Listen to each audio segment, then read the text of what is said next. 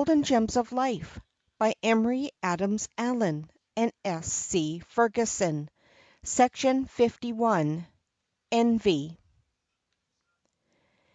Envy is the daughter of pride, the author of murder and revenge, the beginner of secret sedition, and the perpetual tormentor of virtue. Envy is the slime of the soul, a venom, a poison, or quicksilver, which consumeth the flesh and drieth up the marrow of the bones. It is composed of odious ingredients, in which are found meanness, vice, and malice, in about equal proportions. It wishes the force of goodness to be strained, and that the measure of happiness be abated. It laments over prosperity, pines at the visit of success, is sick at the sight of health. Like death, it loves a shining mark. Like the worm, it never runs but to the fairest fruits. Like a cunning bloodhound, it singles out the fattest deer in the flock. Envy is no less foolish than it is detestable. It is a vice which keeps no holiday, but is always in the wheel and working out its own disquiet. It loves darkness rather than light, because its deeds are evil.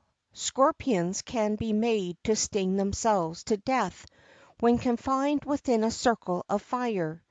Even such is envy.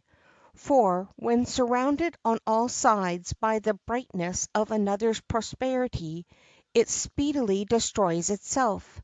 He whose heart is imbued with the spirit of envy loseth much of the pleasures of life. The envious man is in pain upon all occasions which ought to give him pleasure. It were not possible for one to adopt a more suicidal course as far as his own happiness is concerned.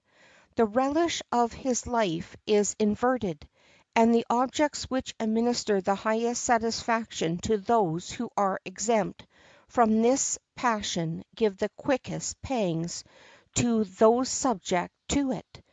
As when we look through glasses colored all objects partake of the glass's color, so one moved and influenced by envy sees not the perfection of his fellow creatures, but that they are to him odious.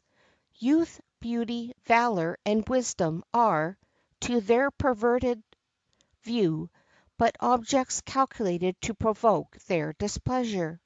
What a wretched and apostate state this is, to be offended with excellence, and to hate a man because we approve him!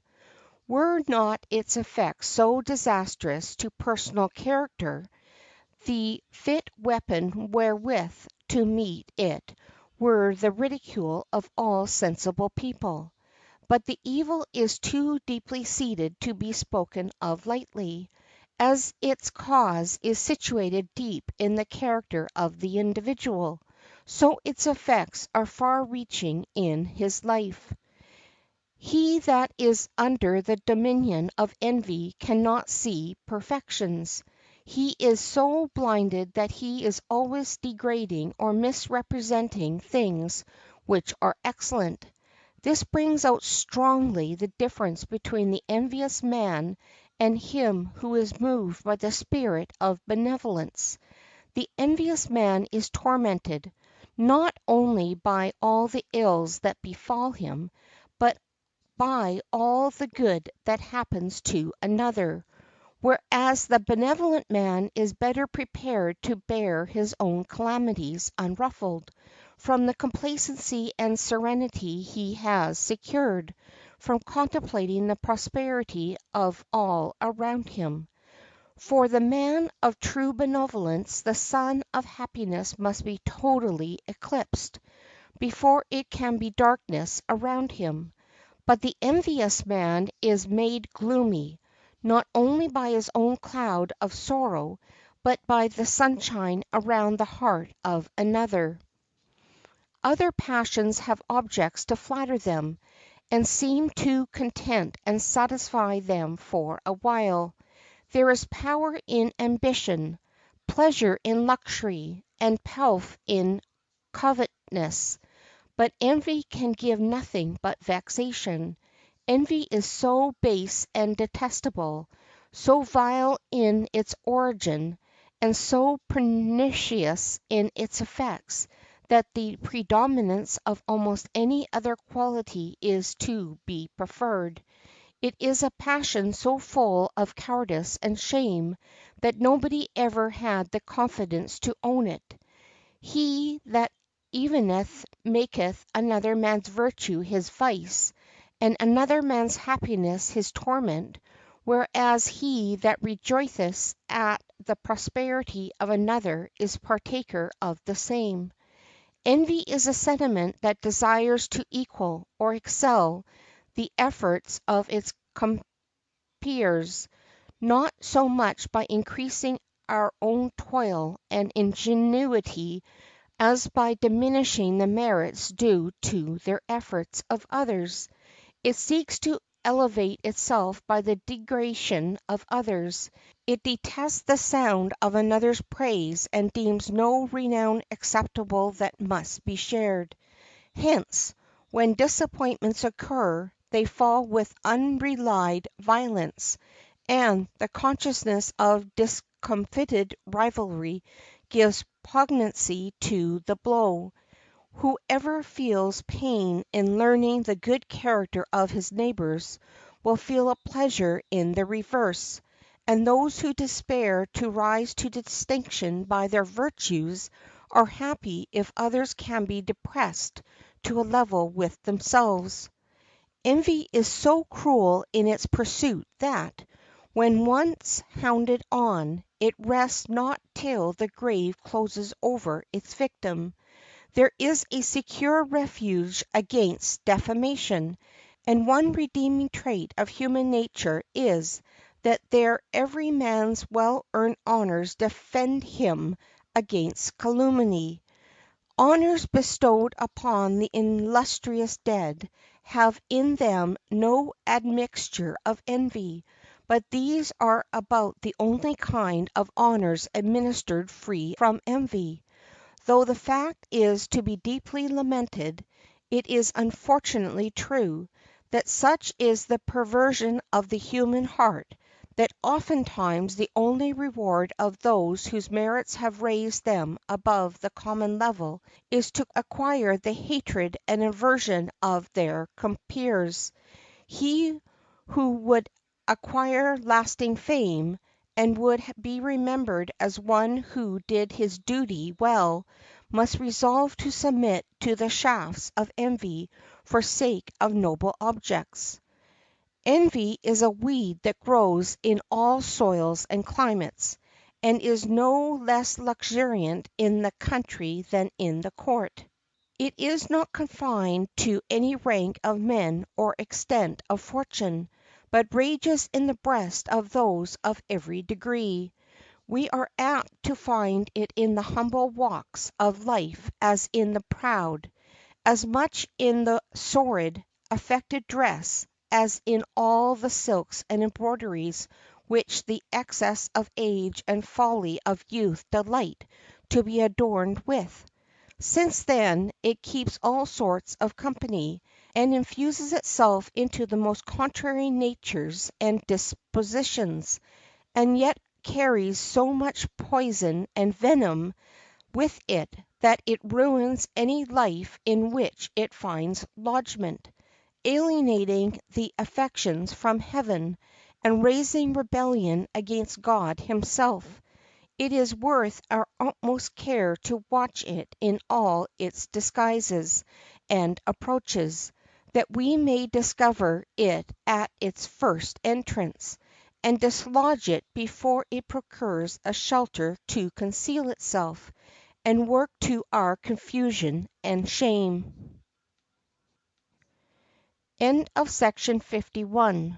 Recording by Linda Marie Nielsen, Vancouver, BC.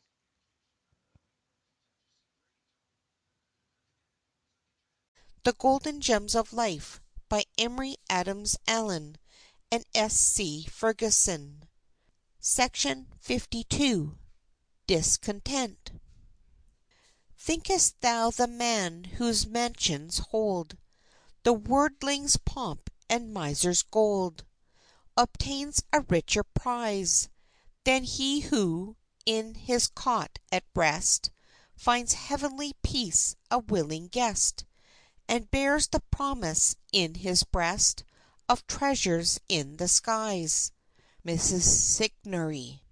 The lot of the discontented is, indeed, wretched, and truly miserable are those who live but to repine and lament, who have less resolution to resent than to complain, or else, mingling resentment and complaint together, perceive no harmony and happiness around them. They discover in the bounty and beauty of nature nothing to admire, and in the virtues and capabilities of man nothing to love and respect. A contented mind sees something good in everything, and in every wind sees a sign of fair weather, but a discontented spirit distorts and misconstrues all things, resolutely refusing to see aught but ill in its surroundings. The spirit of discontent is very unfortunate. It is even worse, for it is wicked as well as weak. The very entertainment of the thought is enervating, paralyzing, destructive of all that is worthy of success in the present business of the entertainer. To accomplish anything beyond what the common run of business or professional men perform requires the utmost concentration of the mind on the matter in hand. There is no room for the thoughts for the repining over the misfortunes of one's self, or wishes for an exchange of places with another. Indeed, it might be truthfully predicted that the indulgers of such wishes would fail utterly in the new sphere, could they achieve their desires. Nearly every one we meet wishes to be what he is not, and every man thinks his neighbor's lot happier than his own. Through all the ramifications of society are all complaining of their condition, finding fault with their particular calling. If I were only this, or that, or the other, I should be content, is the universal cry. Open the door to one discontented wish, and you know not how many will follow. The boy apes the man affects the ways of boyhood. The sailor envies the landsman goes to sea for pleasure. The business man who has to travel about wishes for the day to come when he can settle down, whilst the sedentary man is always wanting a chance to flit about and travel, which he thinks would be his greatest pleasure. Townspeople think the country glorious. Country people are always wishing that they might live in town. We are told that is one property required of those who seek the philosopher's stone, that they must not do it with any covetous desire to be rich, for otherwise they shall never find it.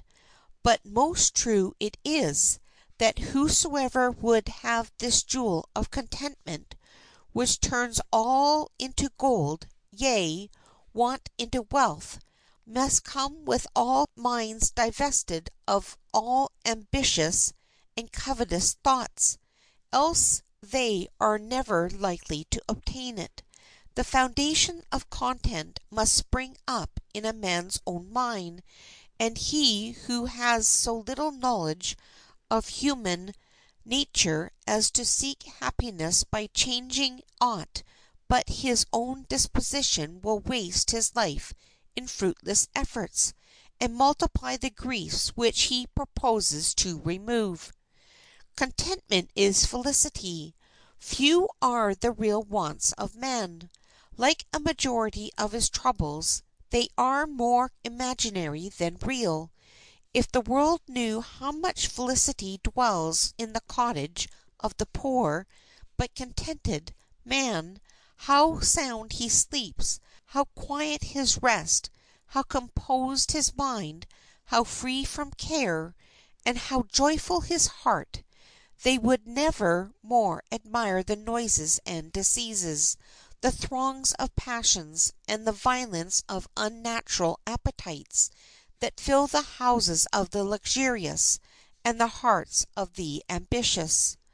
Enjoy the blessings if God sends them, and the evils of it bear patiently and sweetly, for this day is ours. Always something of good can yet be found, however apparently hopeless the situation.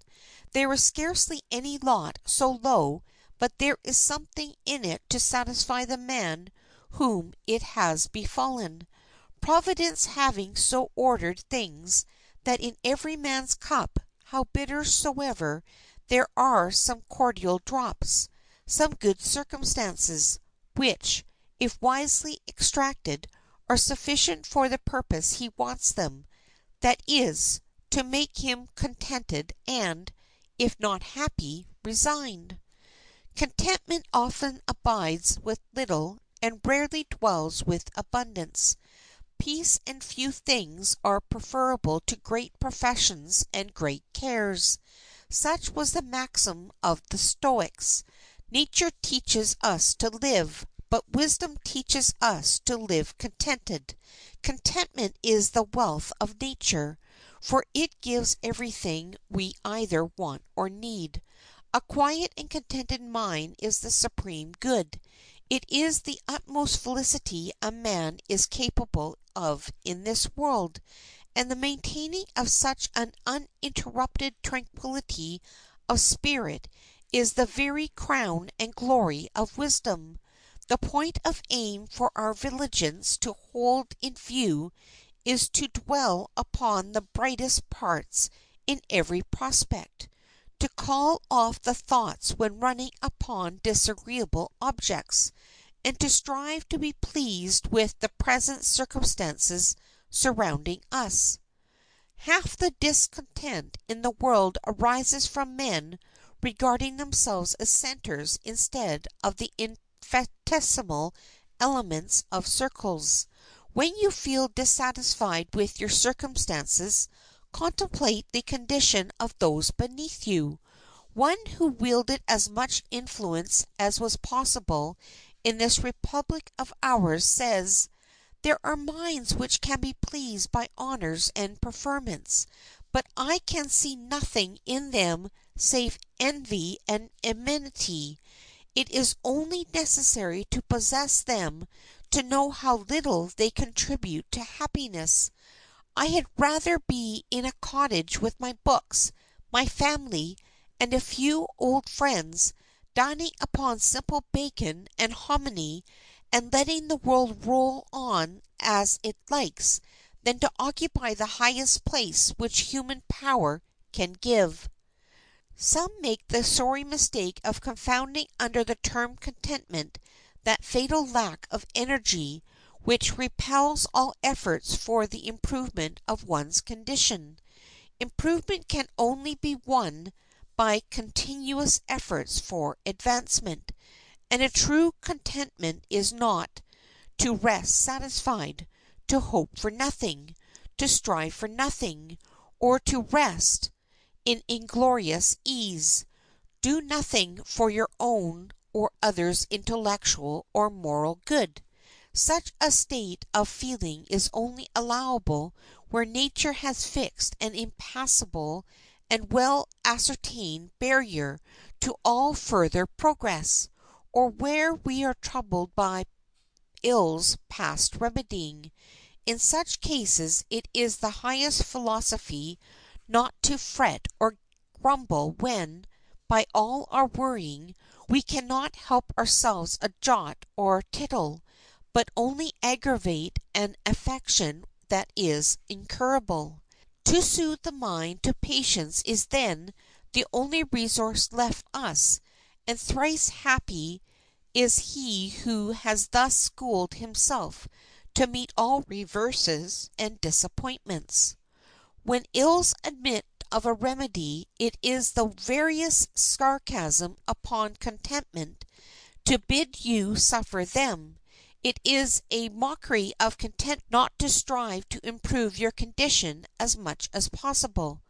True contentment bids you be content with what you have, not with what you are, not to be sighing and wishing for things unattainable, but to cheerfully and contentedly accept the facts of your position, and then, if the way opens for improvement, to accept it at once, not to sit moping over your ill luck and many misfortunes, but having done the best you can, rest content with the result, not to be murmuring because your lines are not cast in as pleasant places as your neighbors, but strive to discover the pleasures and happiness to be found in your present condition, and with a manly and contented spirit dwell therein until Providence opens a more excellent way, when it is your duty to embrace it.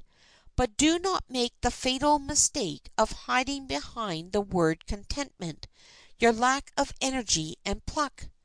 Contentment is the true gold which passes current among the wise the world over, while supine satisfaction is but the base counterfeit of the nobler metal, and brings its possessor into scorn and contempt. End of section 52. Recording by Linda Marie Nielsen, Vancouver, BC.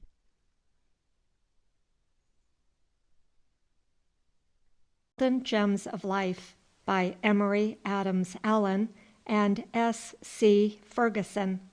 Section 53. Deception.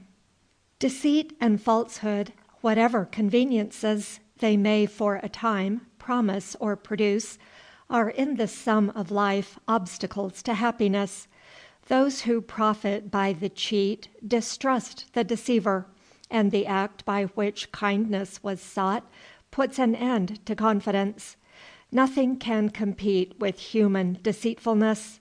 Its origin is always to be found in the motives of those who are actuated only by a spirit of thorough selfishness. When men have some personal end to accomplish, then is seen the full flower of deceit. When they have some enemy, opponent, or rival to punish, then deceit puts on its most sturdy appearance. That form of deceit which is cunningly laid and unworthily carried on under the disguise of friendship is, of all others, the most detestable. There can be no greater treachery than first to raise a confidence and then deceive it. A man cannot be justified in deceiving, misleading, or overreaching his neighbors. Still less, then, is he justified in inspiring confidence by smooth words and a gracious manner, only that he may further his own selfish end by breaking the trust placed in him.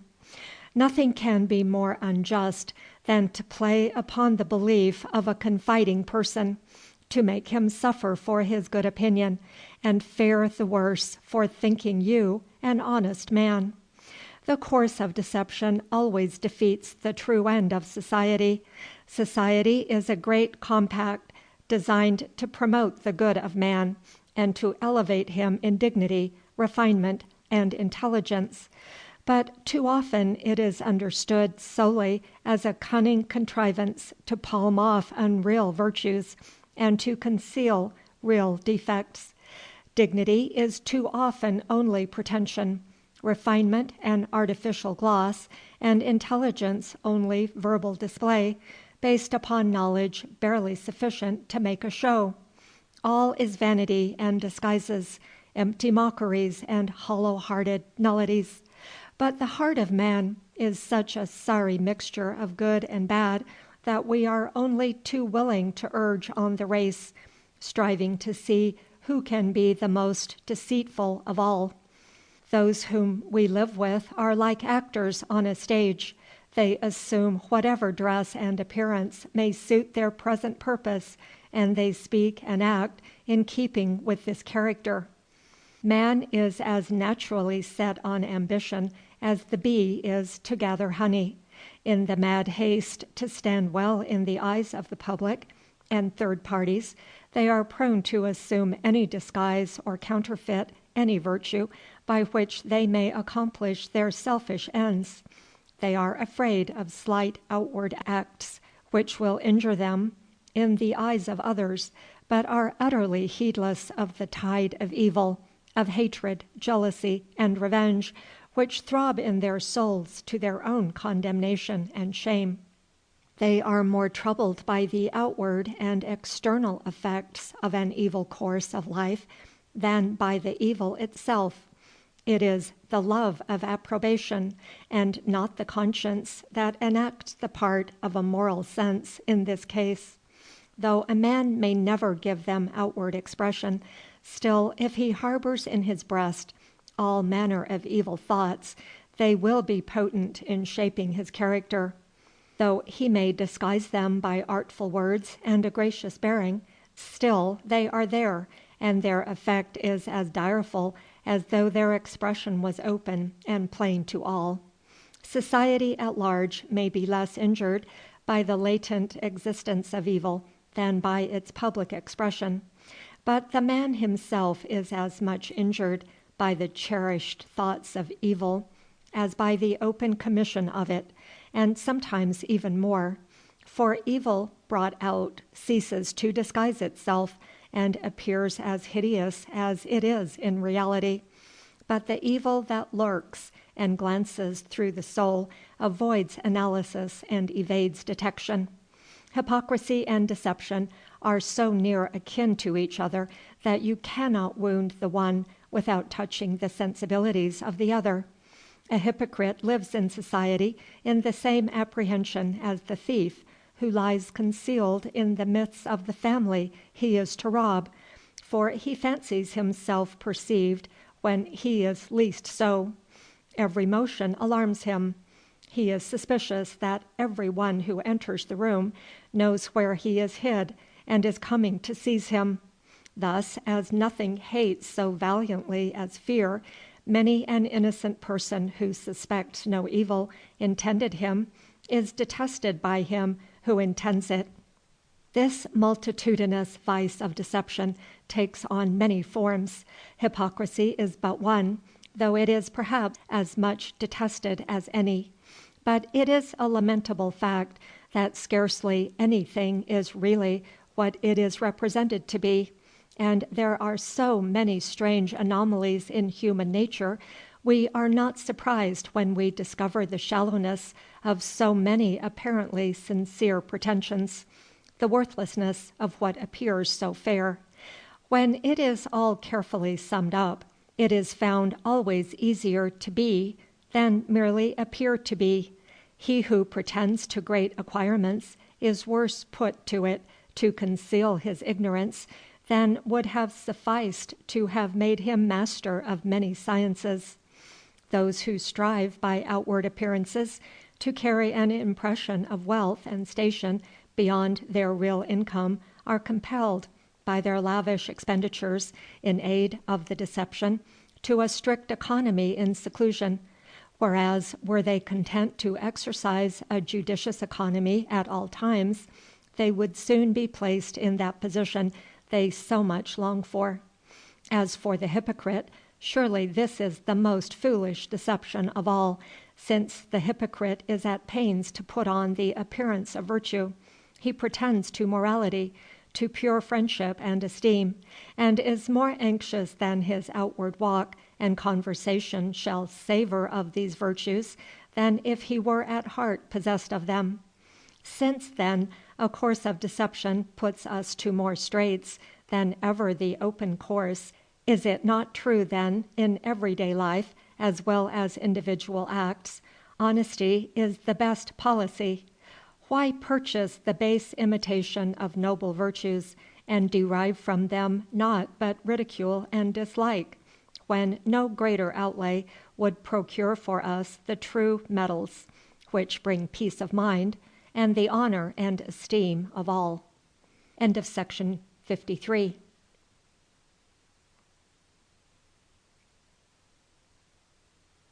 The Golden Gems of Life by Emory Adams Allen and S. C. Ferguson.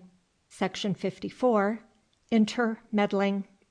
We all of us scorn a busybody, and scarcely have words of contempt strong enough to express our feelings towards one who is constantly meddling in what in no way concerns him.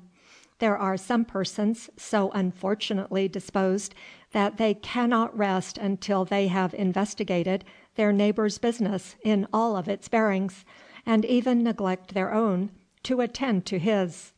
This trait of character is directly allied to envy on the one hand and to slander on the other. Envy incites in us a desire to possess the good fortune that we discover falling to others. Meddling is satisfied when it discovers all the minutiae of others' affairs, and may be so utterly devoid of energy as to care but little whether it can acquire the good or not. Meddling is directly incited by egotism, for that unfortunately leads not only to undue confidence in one's own abilities, but, what is worse, to a feeling that you are a little better able to attend to the affairs of others than they themselves. Slander, too, oft takes its rise in the curious busyings of those who are interfering where there is no call for their services.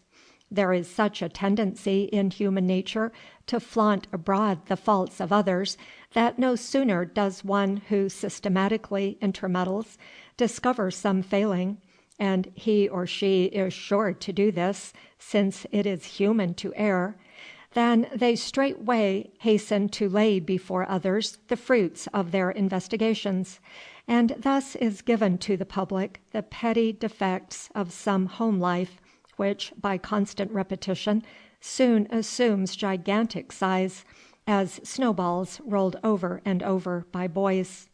And so, at length, the happiness of some home circle is destroyed by the malicious and poison-giving officiousness of busybodies. Neglecting our own affairs and meddling with those of others is the source of many troubles. Those who blow the coals of others' strife may chance to have the sparks fly in their own face. We think more of ourselves than of others, but sometimes more for others than ourselves. People are often incited to meddling by the desire of having something to tell. But if you notice, they are but narrow-minded and ignorant people who talk about persons and not things. Mere gossip is always a personal confession, either of malice or imbecility, and the refined should not only shun it, but by the most thorough culture relieve themselves of all temptation to indulge in it. It is a low, frivolous, and too often a dirty business. There are neighborhoods in which it rages like a pest. Churches are split in pieces by it. Neighbors are made enemies by it for life. In many persons it degenerates into a chronic disease which is practically incurable. Be on your guard against contracting so pernicious a habit. A person who constantly meddles means to do harm, and is not sorry to find he has succeeded. He is a treacherous supplanter and underminer of the peace of all families and societies. This being a maxim of unfailing truth, that nobody ever pries into another man's concerns, but with a design to do, or to be able to do, him a mischief. His tongue, like the tails of Samson's foxes, carries firebrands, and is enough to set the whole field of the world in a flame. To meddle with another's privileges and prerogatives is vexatious. To meddle with his interests is injurious. To meddle with his good name unites and aggravates both evils. There is perhaps not a more odious character in the world than a go-between, by which we mean the creature who carries to the ear of one neighbor every injurious observation that happens to drop from the mouth of another. Such a person is the slanderer's herald, and is altogether more odious than the slanderer himself.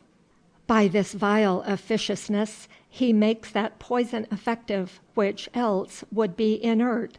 For 3/4 of the slanderers in the world would never injure their object except by the malice of go-betweens, who, under the mask of a double friendship, act the part of a double traitor. The less business a man has of his own, the more he attends to the business of his neighbors. Do not cultivate curiosity. Every man has in his own life follies enough, in his own mind troubles enough, in the performance of his own duties difficulties enough, without being curious about the affairs of others. Of all the faculties of the human mind, curiosity is that which is most fruitful or the most barren in effective results, according as it is well or badly directed. The curiosity of an honorable man willingly rests where the love of truth does not urge it further onward, and the love of his neighbor bids it stop. In other words, it willingly stops at the point where the interests of truth do not beckon it onward, and charity cries halt. But the busybody in others' affairs is not apt to hold his curiosity in such reasonable limits. The slightest appearance of mystery is sufficient to incite them to great exertions in endeavor to gratify a curiosity as idle as it is useless, and entirely out of his business. A meddler in the affairs of others is seldom moved by the spirit of charity. He is not curious to discover where he can lend a hand of assistance. If such were the case, it were a trait to be admired rather than despised. But, allied as it is to envy and slander, to idle curiosity and inquisitiveness, it can but be detested by all honest seekers for others' good, and shunned by the truly enlightened and refined. If one would be honored and respected, he will strive to be as free from the spirit of meddling as possible. He will relegate that to the low and frivolous, and respect himself too highly to be classed among them. End of section 54.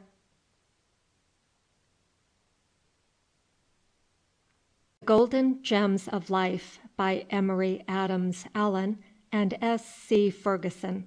Section 55. Anger. Anger is the most impotent passion that accompanies the mind of man. It affects nothing it sets about, and hurts the man who is possessed by it more than the other against whom it is directed. The disadvantages arising from anger, which are its unfailing concomitants under all circumstances, should prove a panacea for the complaint. In moments of cool reflection, the man who indulges it views with a deep disgust the desolation wrought by passion. Friendship, domestic happiness, self-respect, the esteem of others are swept away as by a whirlwind, and one brief fit of anger sometimes suffices to lay in wreck the home happiness which years have been cementing together. What crimes have not been committed in the paroxysms of anger? Has not the friend murdered his friend? The son massacred his parent? The creature blasphemed his Creator? When, indeed, the nature of this passion is considered, what crimes may it not commit? Is it not the storm of the human mind which wrecks every better affection, wrecks reason and conscience, and, as a ship driven without helm or compass before the rushing gale, is not the mind borne away without guide or government by the tempest of unbounded rage? To be angry about trifles is low and childish. To rage and be furious is brutish, and to maintain perpetual wrath is akin to the practice and temper of devils. The round of a passionate man's life is in contracting future debts in his passionate moments which he may have to pay in the future, and when it is most inconvenient to make the payment. He spends his time in outrage and acknowledgment, in injury and reparation, for anger begins in folly, but ends in repentance. Anger may be looked for in the character of weak-minded people, children not yet learned to govern themselves, and those who, for any reason, are not expected to have full command over their faculties. But no sensible man or woman, in the full possession of their powers, will suffer the degradation of allowing themselves to be overcome by anger without afterwards experiencing the utmost mortification. A passionate temper renders a man unfit for advice, deprives him of his reason, robs him of all that is really great or noble in his nature. It makes him unfit for conversation, destroys friendship, changes justice into cruelty, and turns all order into confusion. Man was born to reason, to reflection, and to do all things quietly and in order. Anger takes from him this prerogative, transforms his manship into childish petulance, his reasoning powers into brute instinct. Consider, then, how much more you often suffer from your anger than from those things for which you are angry. Consider further whether that for which you give way to angry outbreaks is any fit compensation whatever for the degradation and loss you suffer by giving way to passion. No man is obliged to live so free from passion as not to show some sentiment. On fit occasions, it were rather stoical stupidity than virtue to do otherwise.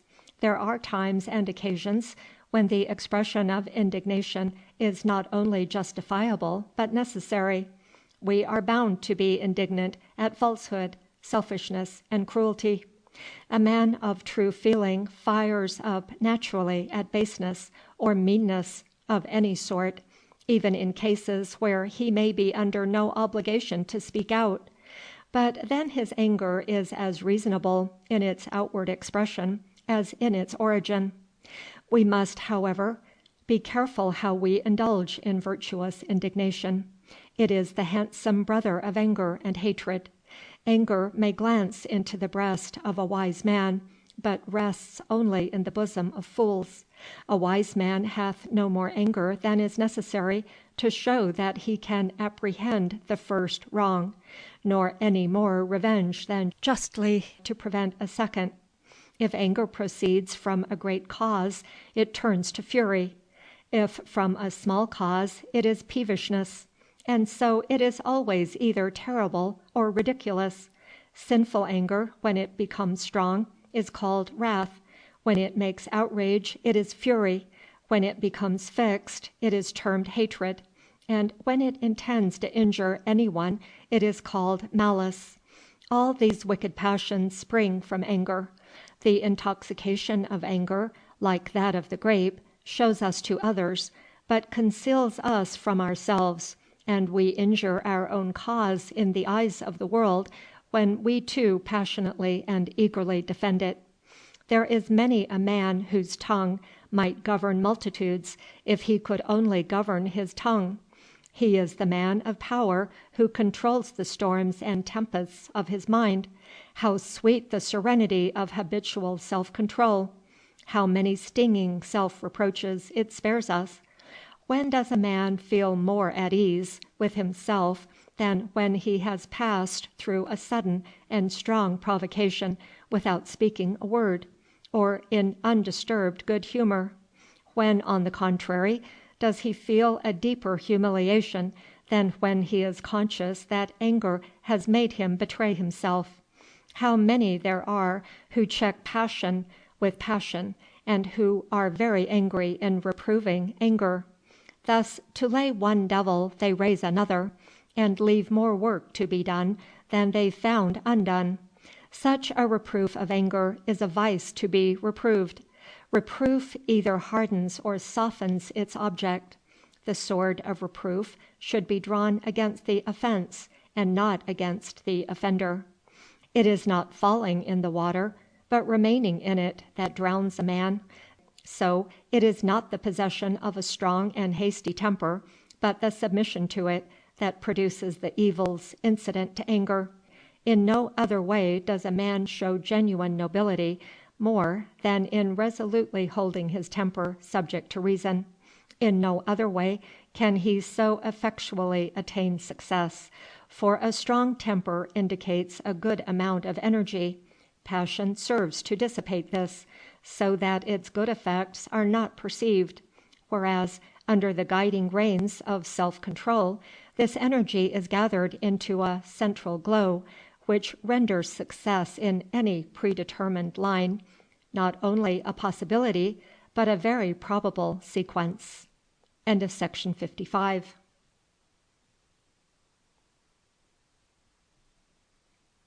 The Golden Gems of Life by Emory Adams Allen and S. C. Ferguson. Section 56. Ambition. There is a large element of deception in all ambitious schemes, for oft-times, when at the summit of ambition, one is at the depths of despair, and the showy results of a successful pursuit of ambition are sometimes but gilded misery, the casing of despair. The history of ambition is written in characters of blood. It may be designated as one of the vices of small minds, illiberal and unacquainted with mankind. It is a solitary vice. The road ambition travels is too narrow for friendship, too crooked for love, too rugged for honesty, too dark for science, and too hilly for happiness. Those who pursue ambition as a means of happiness awake to a far different reality. The wear and tear of hearts is never recompensed. It steals away the freshness of life. It deadens its vivid and social enjoyments. It shuts our souls to our own youth, and we are old ere we remember that we have made a fever and a labor of our raciest years. The happiness promised by ambition dissolves in sorrow just as we are about to grasp it. It makes the same mistake concerning power that avarice makes concerning wealth.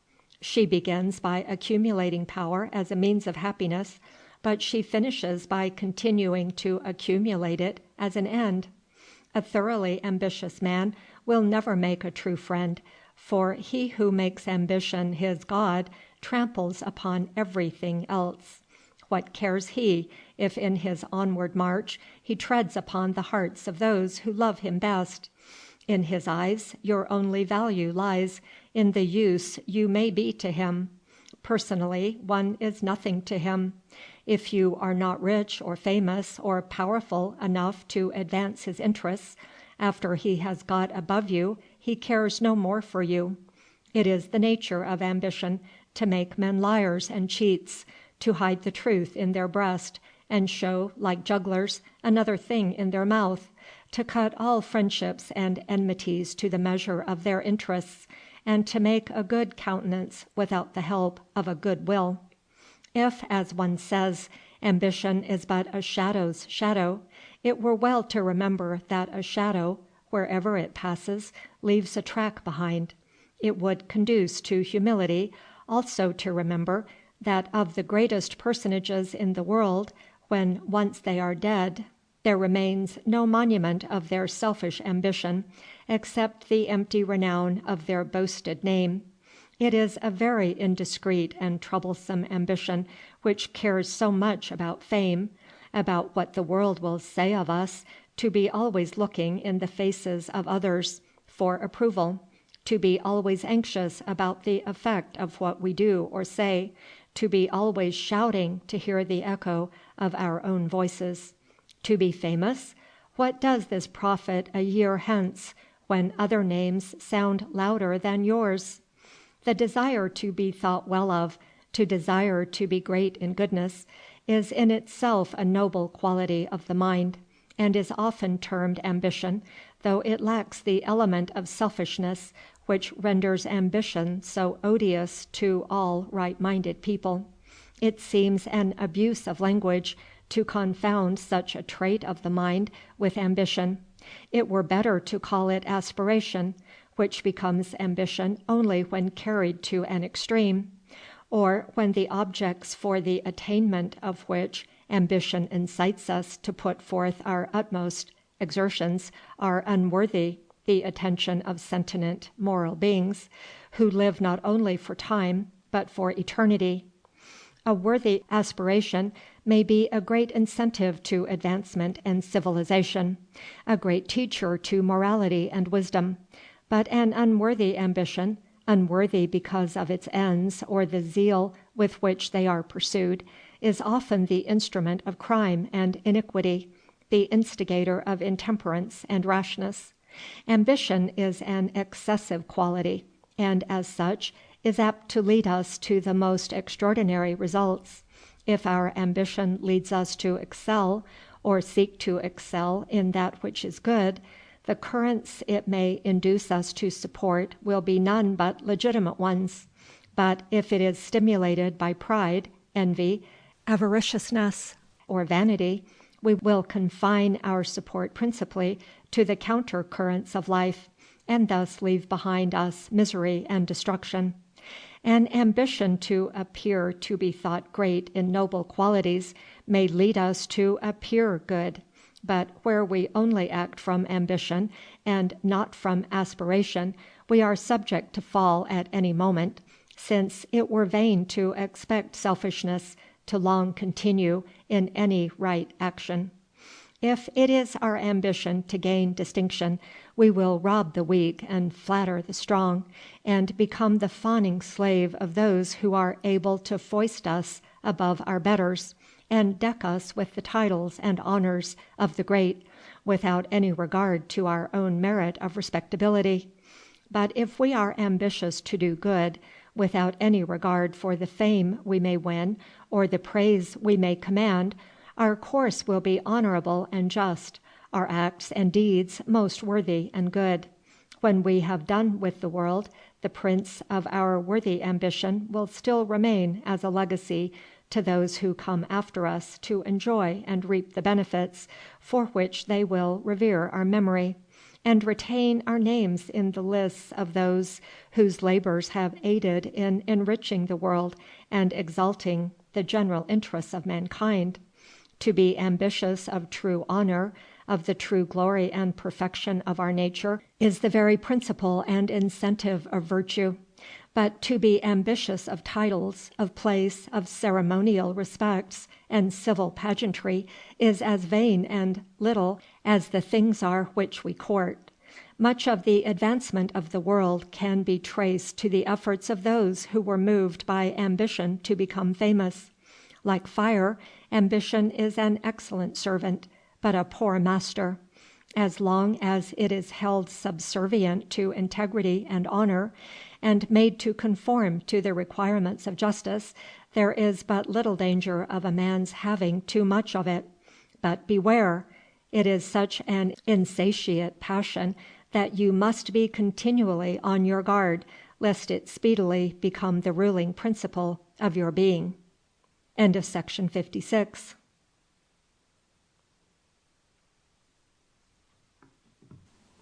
The Golden Gems of Life by Emory, Adams, Allen, and S. C. Ferguson. Section 57. Politeness. Among the qualities of mind and heart which conduce to worldly success, there is no one the importance of which is more real, yet which is more generally underrated at this day by the young, than courtesy. That feeling of kindness, of love for our fellows, which expresses itself in pleasing manners, owing to that spirit of self-reliance and self-assertion. They are too apt to despise those nameless and exquisite tendernesses of thought and manner that mark the true gentleman. Yet history is crowded with examples showing that, as in literature, it is the delicate, indefinable charm of style, not the thought, that makes a work immortal. So it is the bearing of a man towards his fellows that ofttimes, more than any other circumstance,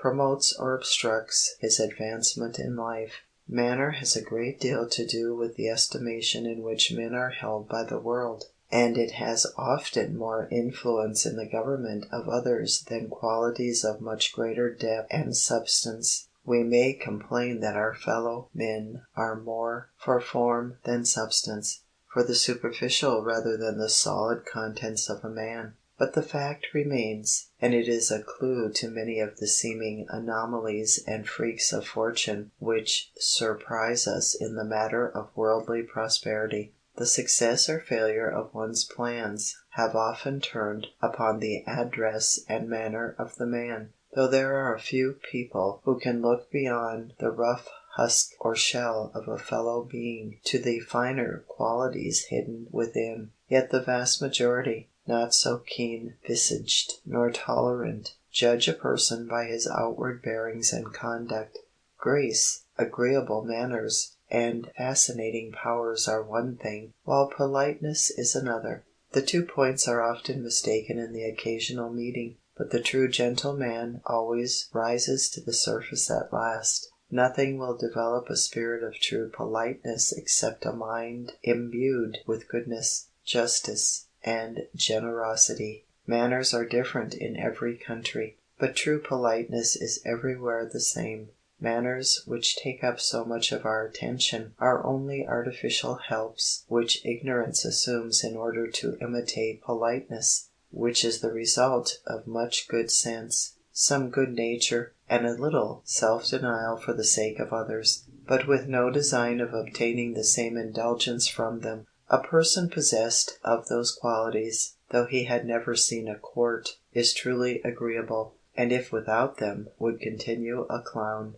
Though he had been all his life a gentleman usher, he is truly well bred who knows when to value and when to despise those national peculiarities which are regarded by some with so much observance. A traveller of taste at once perceives that the wise are polite all the world over, but that fools are polite only at home. Since circumstances always alter cases, the polite man must know when to violate the conventional forms which common practice has established, and when to respect them.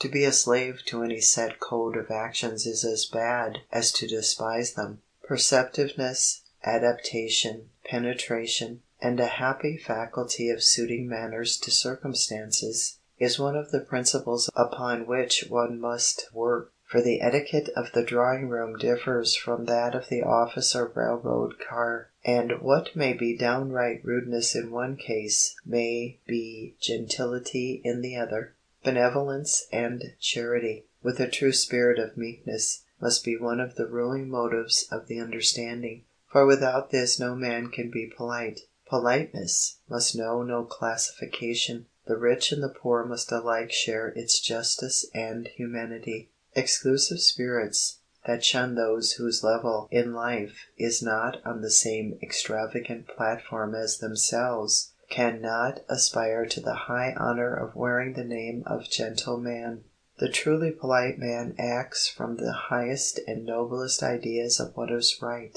True politeness ever hath regard for the comfort and happiness of others. It is, says Witherspoon, real kindness kindly expressed. Viewed in this light, how devoid of the virtue are some who pride themselves on a strict observance of all its rules. Many a man who now stands ranked as a gentleman because his smile is ready and his bow exquisite, is, in reality, unworthy of such an honor, since he cares more for the least incident pertaining to his own comfort than he does for the greatest occasion of discomfort to others. The true gentleman is recognized by his regard for the rights and feelings of others, even in matters the most trivial. He respects the individuality of others, just as he wishes others to respect his own. In society he is quiet, easy, unobtrusive, putting on no airs nor hinting by word or manner that he deems himself better, wiser, or richer than any one about him. He is never stuck up, nor looks down upon others because they have not titles, honors, or social position equal to his own. He never boasts of his achievements, or angles for compliments by affecting to underrate what he has done. He prefers to act rather than to talk, to be rather than to seem, and, above all things, is distinguished by his deep insight and sympathy. His quick perception of and attention to those little and apparently insignificant things that may cause pleasure or pain to others. In giving his opinions, as he does not dogmatize, he listens patiently and respectfully to other men, and, if compelled to dissent from their opinions, acknowledges his fallibility, and asserts his own views in such a manner as to command the respect of all who hear him. Frankness and cordiality mark all his intercourse with his fellows, and, however high his station, the humblest man feels instantly at ease in his presence. The truest politeness comes of sincerity. It must be the outcome of the heart or it will make no lasting impression, for no amount of polish will dispense with truthfulness. The natural character must be allowed to appear free of its angularities and asperities.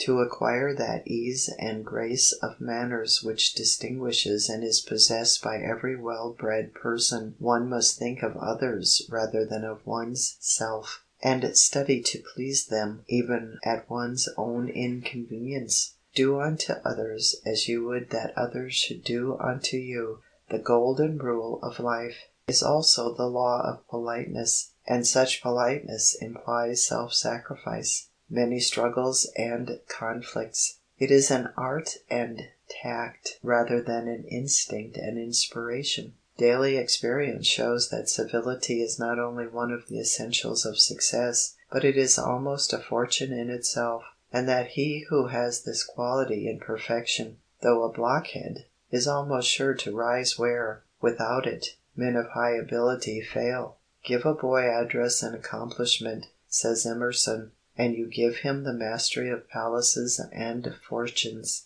Wherever he goes he has not the trouble of earning or owning them. They solicit him to enter and possess. Genuine politeness is almost as necessary to enjoyable success as integrity or industry. We despise servility, but true and uniform politeness is the glory of any young man. It should be a politeness full of frankness and good nature, unobtrusive, constant, and uniform in its exhibition to every class of men. He who is overwhelmingly polite to a celebrity or a nabob and rude to a laborer because he is a laborer deserves to be despised. That style of manners which combines self-respect with respect for the rights and feelings of others, especially if it be warmed up by the fires of a genial heart, is a thing to be coveted and cultivated, and it is a thing that pays alike in cash and comfort.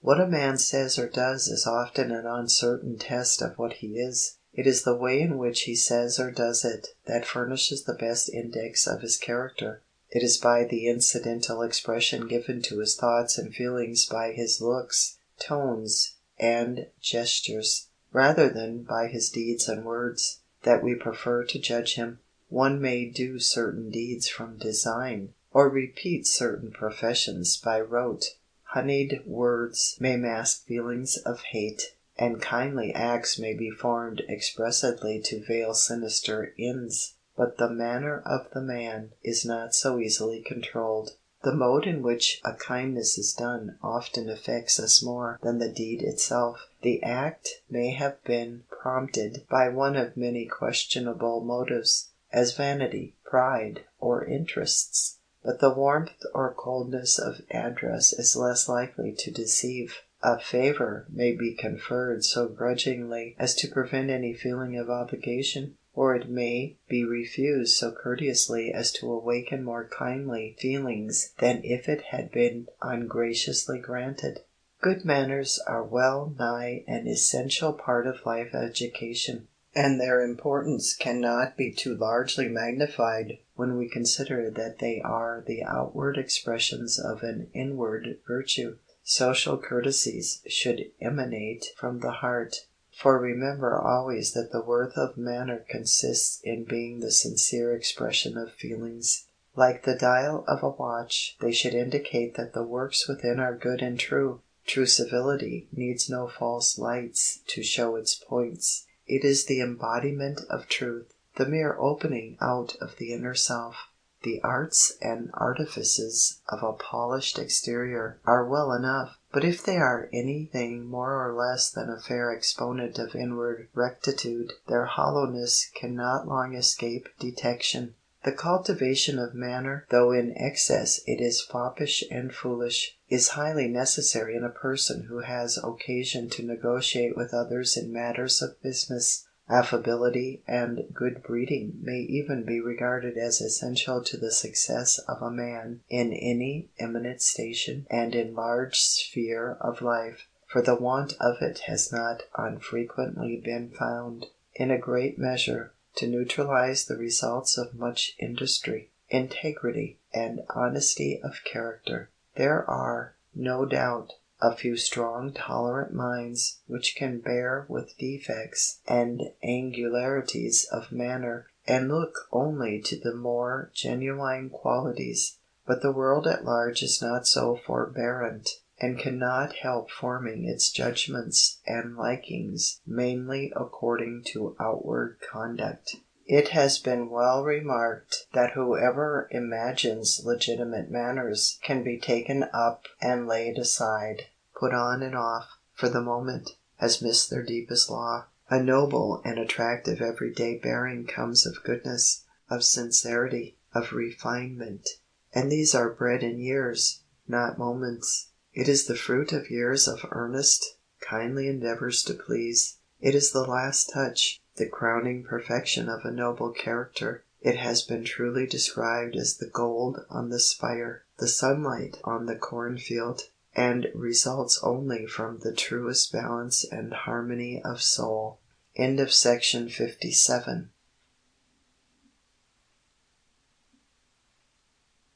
The Golden Gems of Life by Emory, Adams, Allen, and S. C. Ferguson. Section 58. Sociability.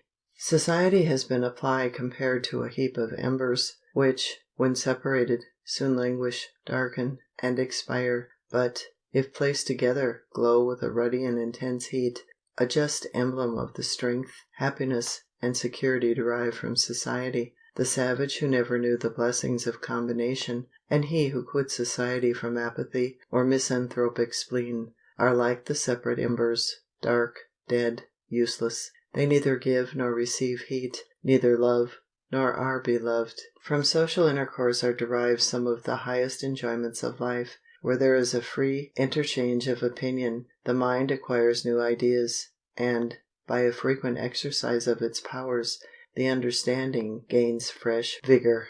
The true sphere of human virtue is found in society. This is the school of human faith and trials. In social, active life difficulties will perpetually be met with. Restraints of many kinds will be necessary, and studying to behave right in respect to these is a discipline of the human heart, useful to others, and improving to itself. It is good to meet in friendly intercourse and pour out that social cheer which so vivifies the weary and desponding heart. It elevates the feelings, and makes us all the better for the world. Society is the balm of life. Should any one be entirely excluded from all human intercourse, he would be wretched. Men are formed for society. It is one important end for which they were made rational creatures. No man was made solely for himself, and no man is capable of living in the world totally independent of others. The wants and weaknesses of mankind render society necessary for their convenience, safety, and support. God has formed men with different powers and faculties, and placed them under different circumstances, that they might be able to promote each other's good. Some are wiser, richer, and stronger than others, that they may direct the conduct, supply the wants, and bear the burdens of others. Some are formed for one and some are formed for another employment, and all are qualified for some useful business, conducive to the general good of society. The whole frame and texture of mankind make it appear that they were designed to live in society. The longer men live in society, the more terrible is the thought of being excluded from it. Society is the only field where the sexes meet on the terms of equality, the arena where character is formed and studied, the cradle in the realm of public opinion, the crucible of ideas, the world's university, at once a school and a theatre, the spur and the crown of ambition. the tribunal which unmasks pretensions and stamps real merit, the power that gives government leave to be, and outruns the church in fixing the moral sense of the people. Many young men fail for years to get hold of the idea that they are subject to social duties. They act as though the social machinery of the world were self-operating. They see around them social organizations in active existence. The parish, the church, and other bodies that embrace in some form of society all men, are successfully operated, and yet they take no part nor lot in the matter. They do not think it necessary for them to devote either time or money to society. Sometimes they are apt to get into a morbid state of mind, which disinclines them to social intercourse. They become so devoted to business that all social intercourse is irksome. They go out to tea as if they were going to jail, and drag themselves to a party as to an execution. This disposition is thoroughly selfish, and is to be overcome by going where you are invited, always and at any sacrifice of mere feeling. Do not shrink from contact with anything except bad morals. Men who affect your unhealthy mind with antipathy will prove themselves very frequently on mature acquaintance your best friends and wisest counselors. It is to be noticed with what apparent ease some men enter society, and how others remain away always. Such are apt to think that society has not discharged its duties as to them, but all social duties are reciprocal. Society is far more apt to pay its dues to the individual than the individual to society. Have you, who complain of the cold selfishness of society, done anything to give you a claim to social recognition? What kind of coin do you propose to pay in the discharge of the obligations which come upon you with social recognition? In other words, as a return for what you wish society to do, what will you do for society? Will you be a member of society by right or by courtesy? If you have so mean a spirit as to be content to be a beneficiary of society, to receive favors and confer none, you have no business in the social circle to which you aspire. The spirit of life is society. That of society is freedom. That of freedom the discreet and modest use of it. A man may contemplate virtue in solitude and retirement, but the practical part consists in its participation and the society it hath with others, for whatever is good is better for being communicated. As too long a retirement weakens the mind, so too much company dissipates it. Too much society is nearly as bad as none. A man secluded from company can have none but the devil and himself to tempt him. But he that converses much in the world has almost as many snares as he has companions. The great object of society is refreshment of spirit. This is not to be obtained by luxury or by the cankerous habit of speaking against others, but by a bright and easy interchange of ideas on subjects which, even in their brightest and most playful aspects, are worthy to engage the thoughts of men. There is an essential vulgarity in one phase of social life, that which considers the welfare of the guest's stomach to be the essential part of the host's duty, and the great question of the guests to relate to the decorating of their own backs. Such views elevate nobody, they refine nobody, they inspire and instruct nobody, they satisfy nobody. This view loses sight of the great end and aim of society, which is to refine and elevate mankind, not to feed them upon dainties, or to enable them to show off good clothes. Dean Swift had a better relish for good society than for choice viands. When invited to the houses of great men, he sometimes insisted upon knowing what persons he was likely to meet. "I don't want your bill of fare, but your bill of company."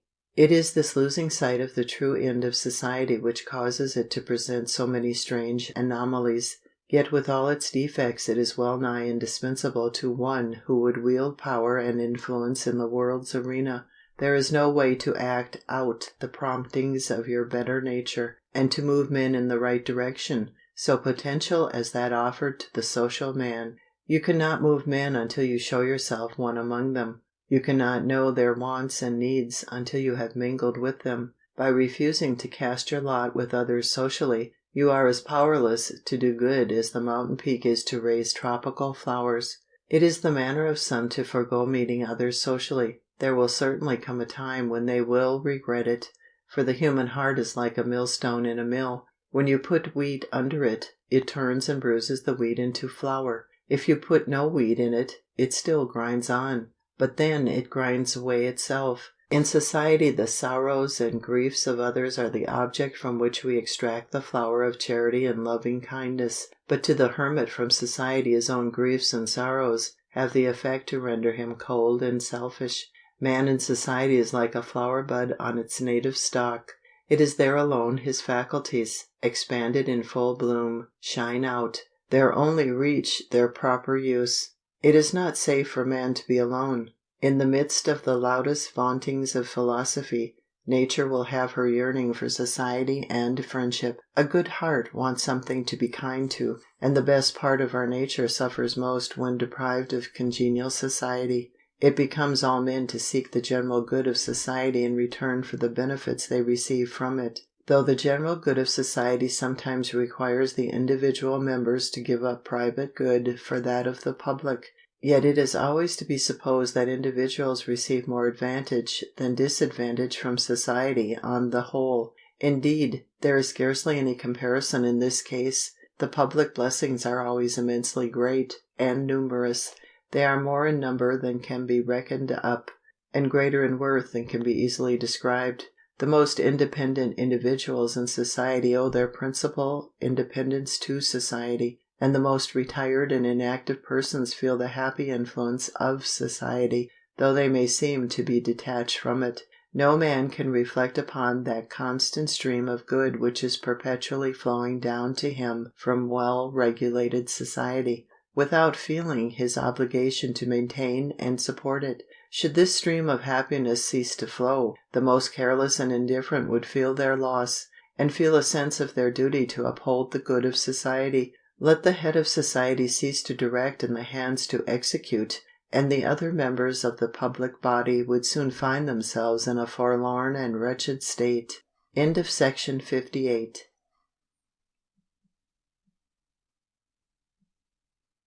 The Golden Gems of Life by Emory, Adams, Allen, and S.C. Ferguson. Section 59. Dignity. The dignity of man into your hands is given. O keep it well, with you it sinks or lifts itself to heaven. Schiller. Dignity denotes that propriety of mien and carriage which is appropriate to the different walks and ranks of life. In regard to our intercourse with men we should often reflect, not only whether our conduct is proper and correct, but whether it is urbane and dignified. Dignity of carriage is nearly always associated with high endowments. The reverse is, at any rate, true, that high endowments are associated with dignity. A trifling air and manner bespeaks a thoughtless and silly mind, saith the Chinese proverb, but a grave and majestic outside is, as it were, the palace of the soul. True dignity is never gained by place, and never lost when honors are withdrawn. There may be dignity in a hovel as well as in a court, in one who depends on the sweat of his brow as well as one who is placed, by reason of his wealth, in a position of independence. In all ranks and classes it is equally acceptable and worthy of esteem. True dignity is without arms. It does not deal in vain and ostentatious parade. In proportion as we gratify our own self-esteem by a love of display, we commonly forfeit to the same degree the respect of those whose good opinion is worth possessing. A dignified manner is not necessarily an imposing manner, for true dignity is but the outward expression of inherent worth of character, but an imposing manner is generally ostentatious in degree, and as such may be taken as an evidence of imposition. That dignity which seeks to make an ostentatious display is often only a veil between us and the real truth of things. It is only the false mask of appearance put on to conceal inherent defects. The ennobling quality of all politeness is dignity. Have you not noticed that there are some persons who possess an inexpressible charm of manner, a something which attracts our love instantaneously, when they have neither wealth, position, nor talents? You will find that a dignity of manner characterizes their actions, and that a spirit of dignity hovers around them. On the other hand, Have you not seen persons of wealth who were surrounded by luxury and all the comforts of affluence, yet, in lacking a spirit of dignity, lacked the essential to render their lives influential for good? Where there is an inherent want of dignity in the character, how many distinguished and even noble acquisitions are required to supply its place? But when a natural dignity of character exists, what a prepossession does it enlist in its favor! And with how few substantial and real excellencies are we able to pass credibility through the world! There are three kinds of dignity which either adorn or deface human character. There is the dignity of etiquette and good manners, which is often of an artificial kind, and is a creature of rules and ceremonies, and not of the heart. The second is the dignity of pride and arrogance. This is a presumptuous dignity arising from self-conceit and egotism. It is thoroughly selfish in its nature. It is more a spirit of haughtiness and cold reserve than of true dignity. Then there is the dignity of compassion and kindness. This is that true dignity which ennobles life. It arises, not from selfishness, but from kindness of heart, and from a sense of the importance of life.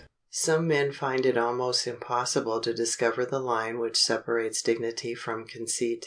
Dignity is a splendid personal quality if it be of the right sort. To possess it is to be above meanness, above cringing, above anything that is low and unseemly. It holds up its head, even among poverty and outward shabbiness, and looks the world bravely in the face.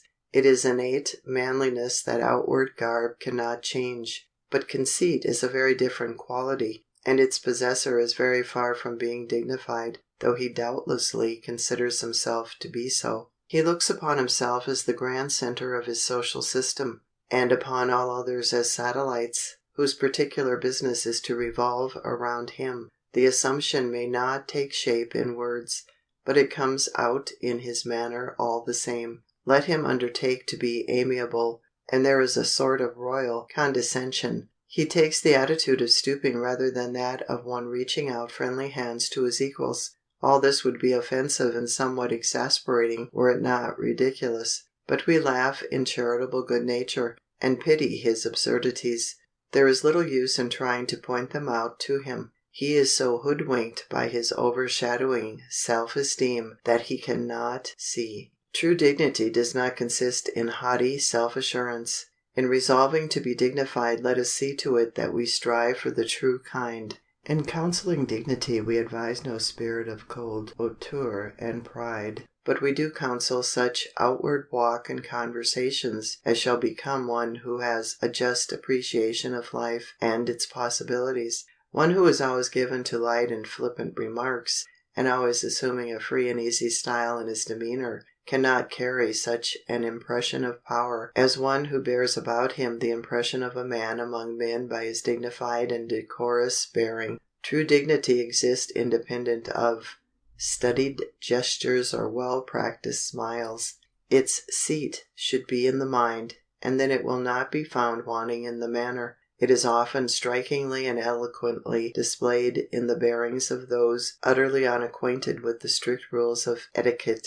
If one has a modest consciousness of his own worth, and a sincere desire to be of worth to others, he must necessarily display true dignity in his manner and bearing towards others. End of section 59.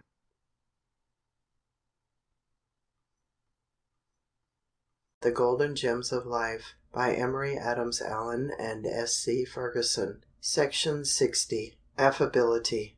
Affability is a real ornament, the most beautiful dress that man or woman can wear, and worth far more as a means of winning favor than the finest clothes and jewels ever were. The exercise of affability creates an instantaneous impression in your behalf, while the opposite quality excites as quick a prejudice against you. So true is this, that were we asked to name any one quality which, aside from mere mental powers, contributed largely to success, we would mention affability. Apart from its worth as an agreeable trait of character, affability is a valuable commodity. Every one who has business to transact should add this to his stock and trade. It costs nothing, while it vastly facilitates trade and profit. There are business men and women who make fortunes simply by their affable and polite manners. Their wares or their services are no better, perhaps, than the stock and trade of their crusty neighbors. But having undertaken a business or adopted a profession, they are wise enough to know that whatever is to be done successfully must be done in a pleasing manner and with a good will. Their acts appear to be based on the conviction that everybody may be made a friend, which is every way preferable to acting as if everybody were an intruder. They do not treat people as though they were in a hurry to be done with them, but as though they might be cultivated into an acquaintance and grow into a friend. To neglect the small courtesies of life is to ensure neglect for yourself.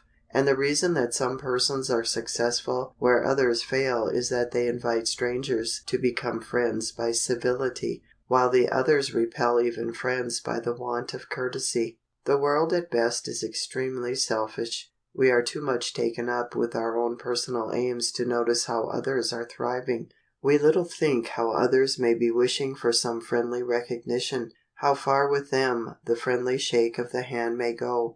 The world is full of suffering and sorrow, and it is at these seasons that kindly words come with far more than their usual force. The human heart was formed for sympathy as naturally as the flower for sunshine.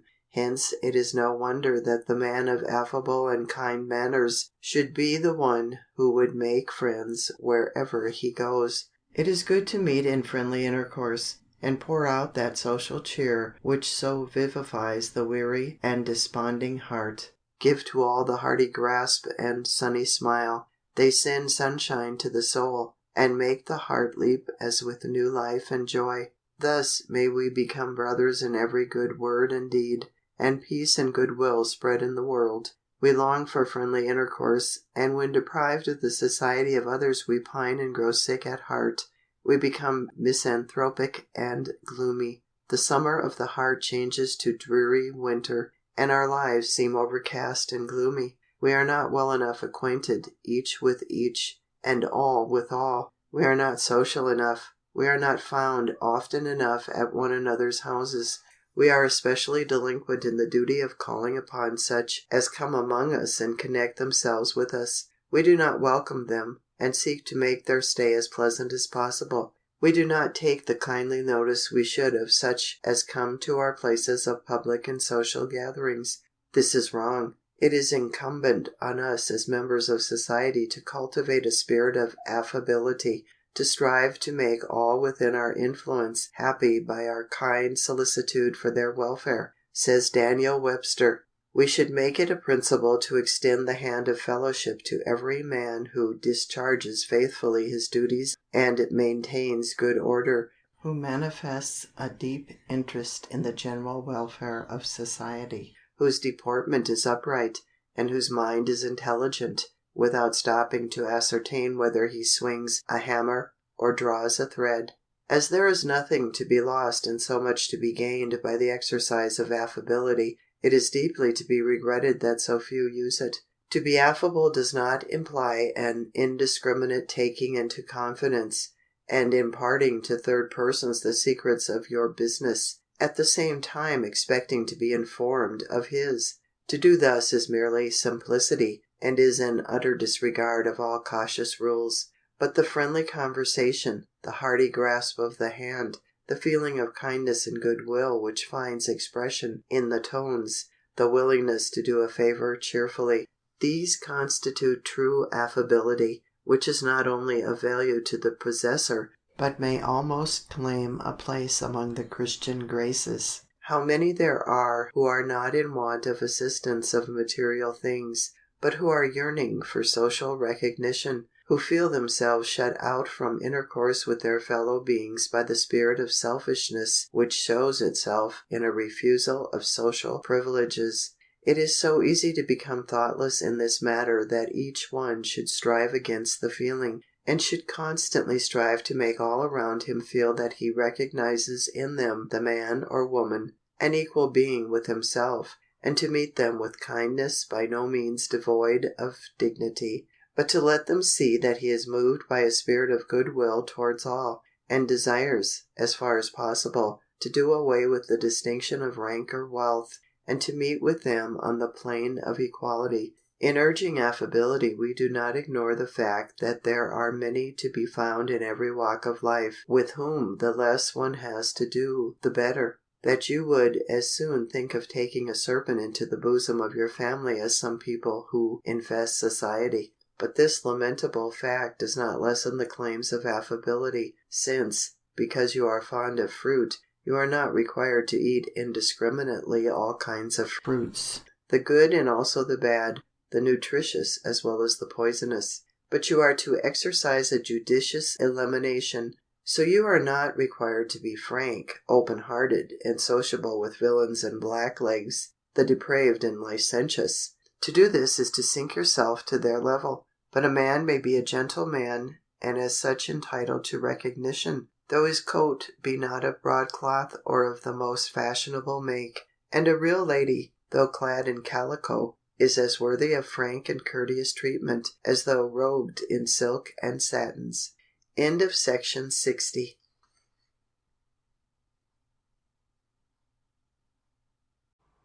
The Gems of Life by Emory, Adams, Allen, and S. C. Ferguson. Section 61. The Toilet.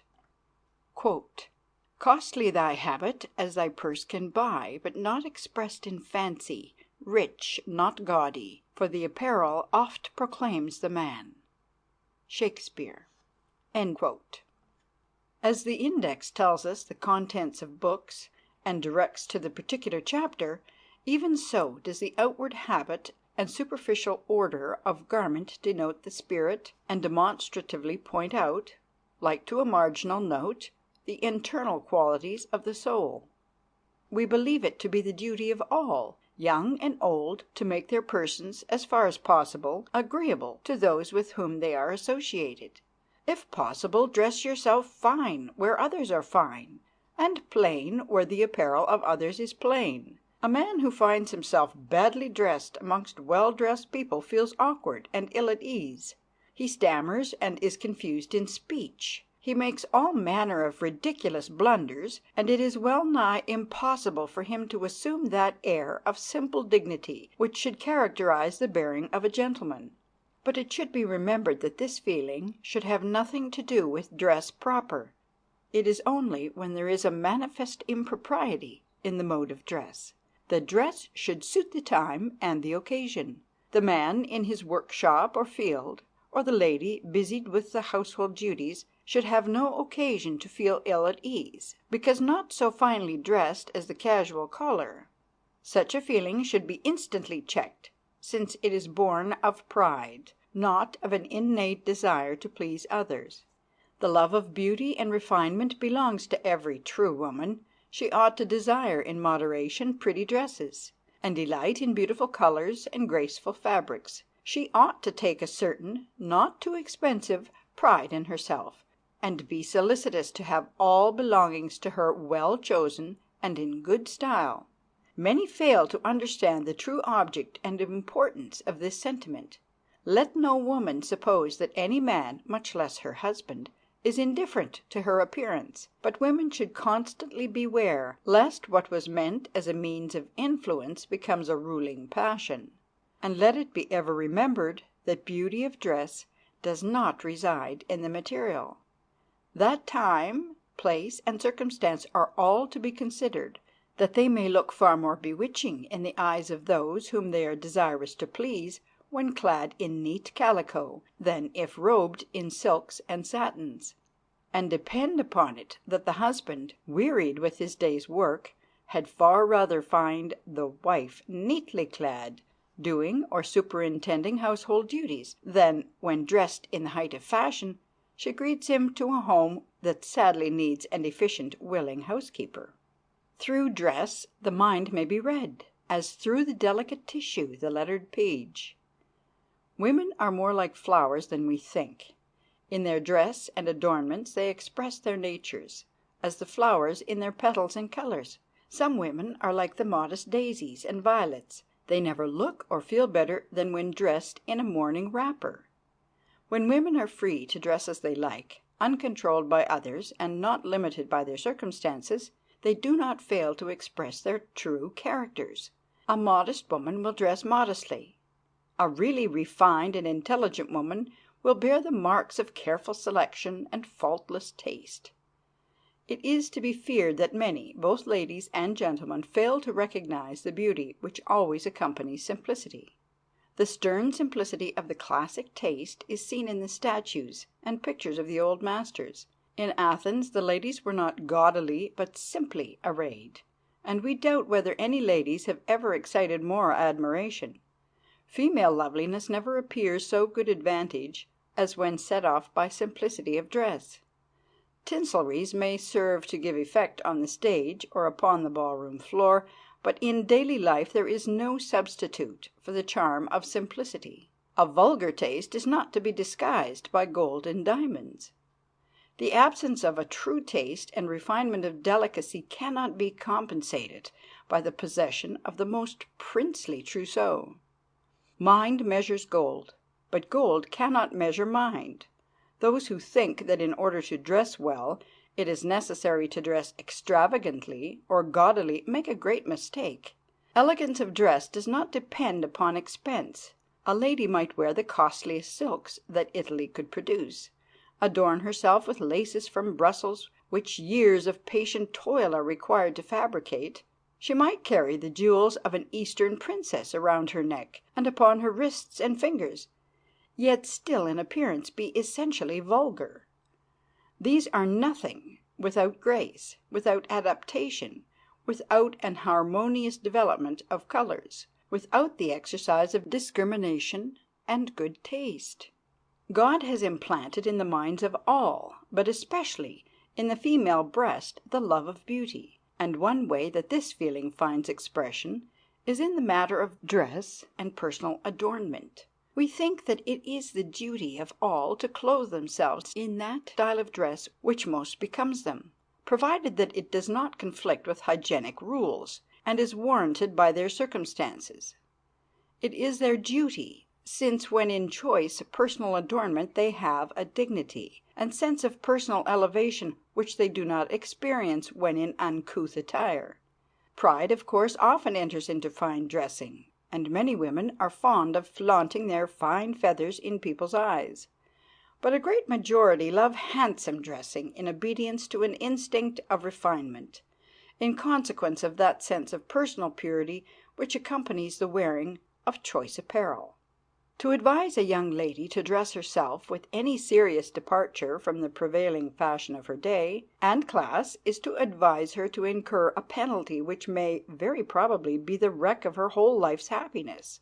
But it is only the fault of public opinion that any penalties at all follow innovations in themselves sensible and modest.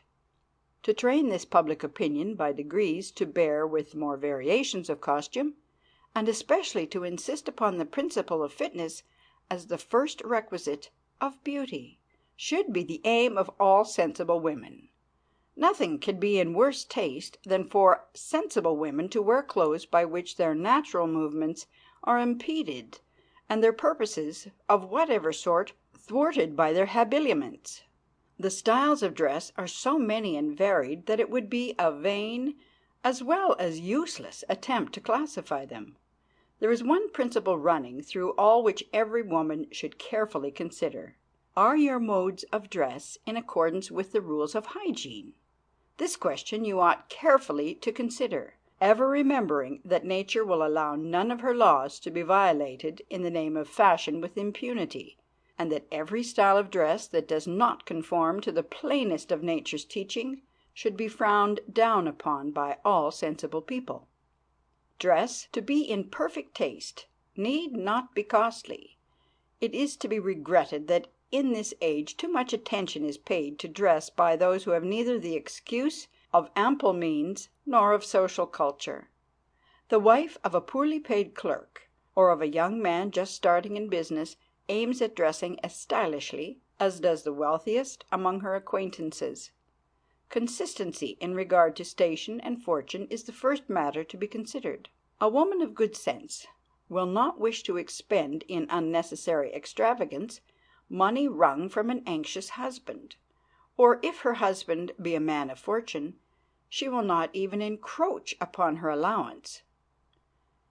In the early years of married life, when the income is moderate, it should be the pride of a woman to see how little she can spend upon her dress, and yet present that tasteful and creditable appearance which is desirable. The dress of a gentleman never appears more credible than when characterized by simplicity. A gentleman's taste in dress is shown in the avoidance of all extravagance. A man of wit may sometimes be a coxcomb, but a man of judgment and sense never can be. A beau dressed out is like a cinnamon tree. The bark is worth more than the body. A dandy is said to be the mercer's friend, the tailor's fool, and his own foe. There are 1,000 fops made by art for one fool made by nature. To judge from the actions of many of our young men, one would suppose that dress was their highest aim in life. Elegance of attire is, indeed, well, and when suitable to the surroundings bespeaks the gentleman. But men of sterling worth and character are apt to have a feeling of contempt for the one who, by his faultless attire and spruce manner, conclusively shows that he is actuated by a dandy's view of life. A coat that has the mark of use upon it is a recommendation to people of sense, and a hat with too much nap or too high a lustre a derogatory circumstance. The best coats in our streets are worn on the backs of penniless fops, broken down merchants, clerks with pitiful salaries, and men that do not pay up. Dandies and fops are like a body without a soul, powder without ball, lightning without thunderbolt, paint on sand. There is much of this in the world. We see it exemplified in everything considered valuable. The counterfeiter gives the show of gold to his base coin, and the show of value to his lying bank note. The thief hangs out the appearance of honesty in his face, and the liar is thunderstruck if anybody suspects him of equivocation. The bankrupt carries about with him the appearance of wealth. The fop puts on the masquerade of dignity and importance. The poor belle, whose mother washes to buy her plumes, outshines the peeress of the court. Many a table steams with costly viands for which the last cent was paid, and many a coat, sleek and black, is worn on the street on which the tailor has a moral mortgage. In the matter of dress, then, when we sum it all up, we find that the love of dress is inherent in all true men and women, and that it would be as unwise as it would be useless to strive against it. That while no man or woman should allow themselves to become a slave to dress and fashion, still it is no less a duty than it is a privilege to cultivate this love of adornment, ever keeping it within due bounds, remembering that outward adornment should be but secondary to the adornment of the soul with all noble and great qualities. End of section 61. The Toilet.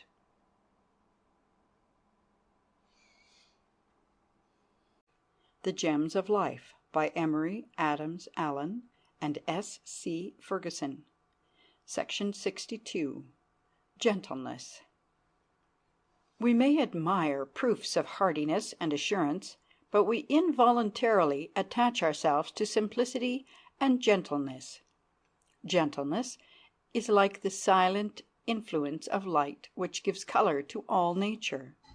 It is far more powerful than loudness or force, and far more beautiful.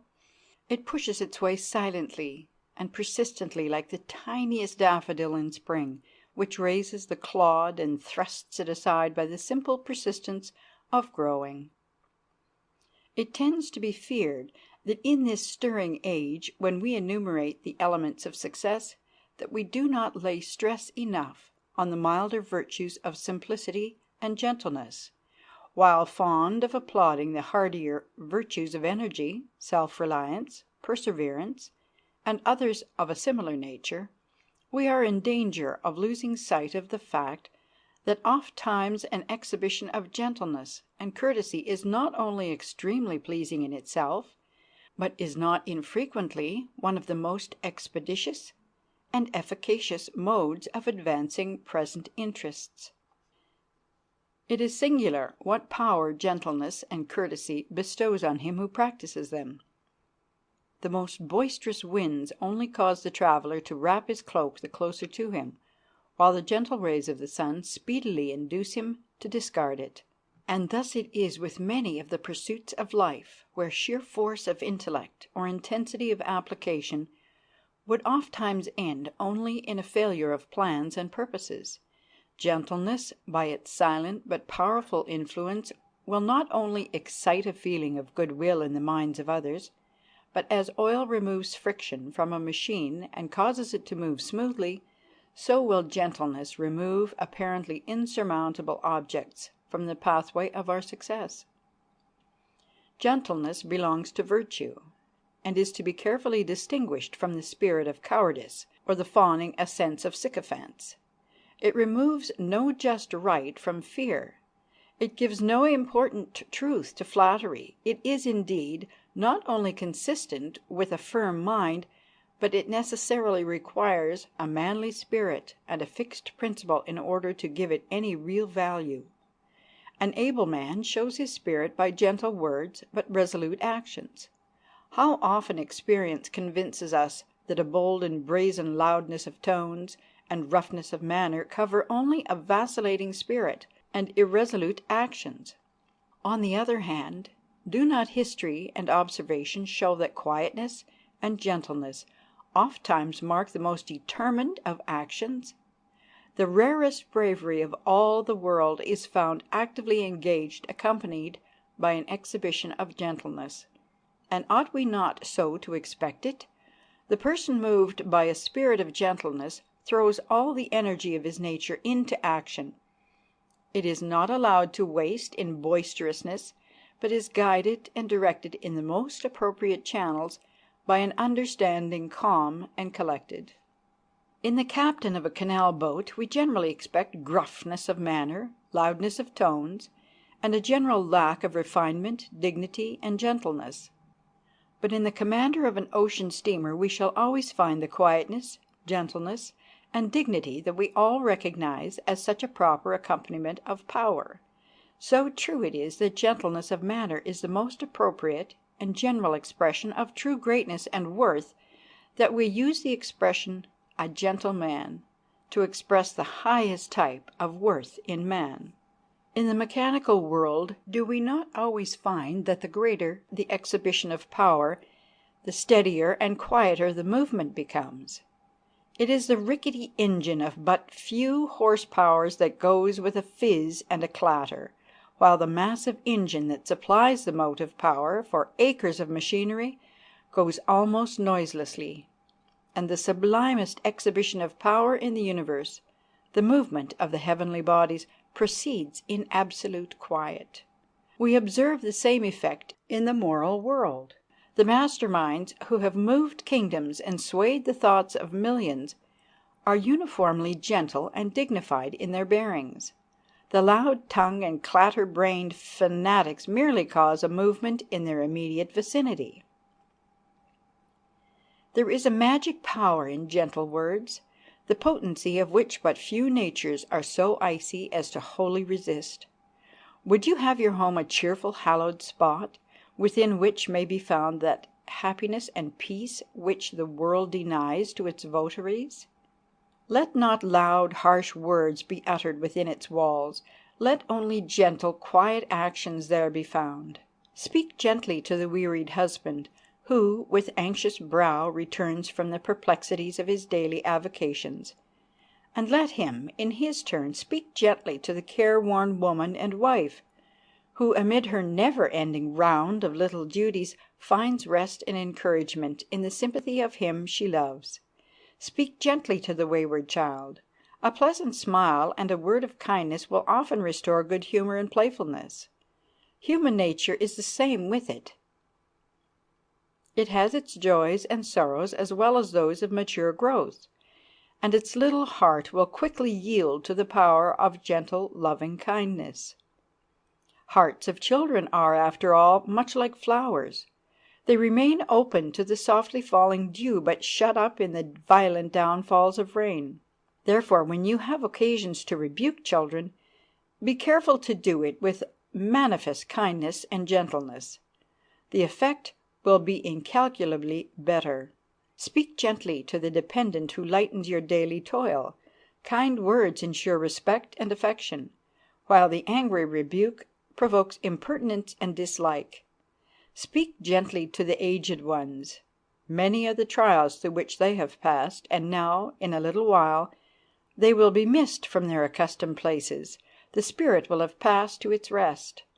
The remembrance of an unkind word will then bring with it a bitter sting. Speak gently to the erring one. Are we not all weak and liable to err? Temptation of which we cannot judge may have surrounded him.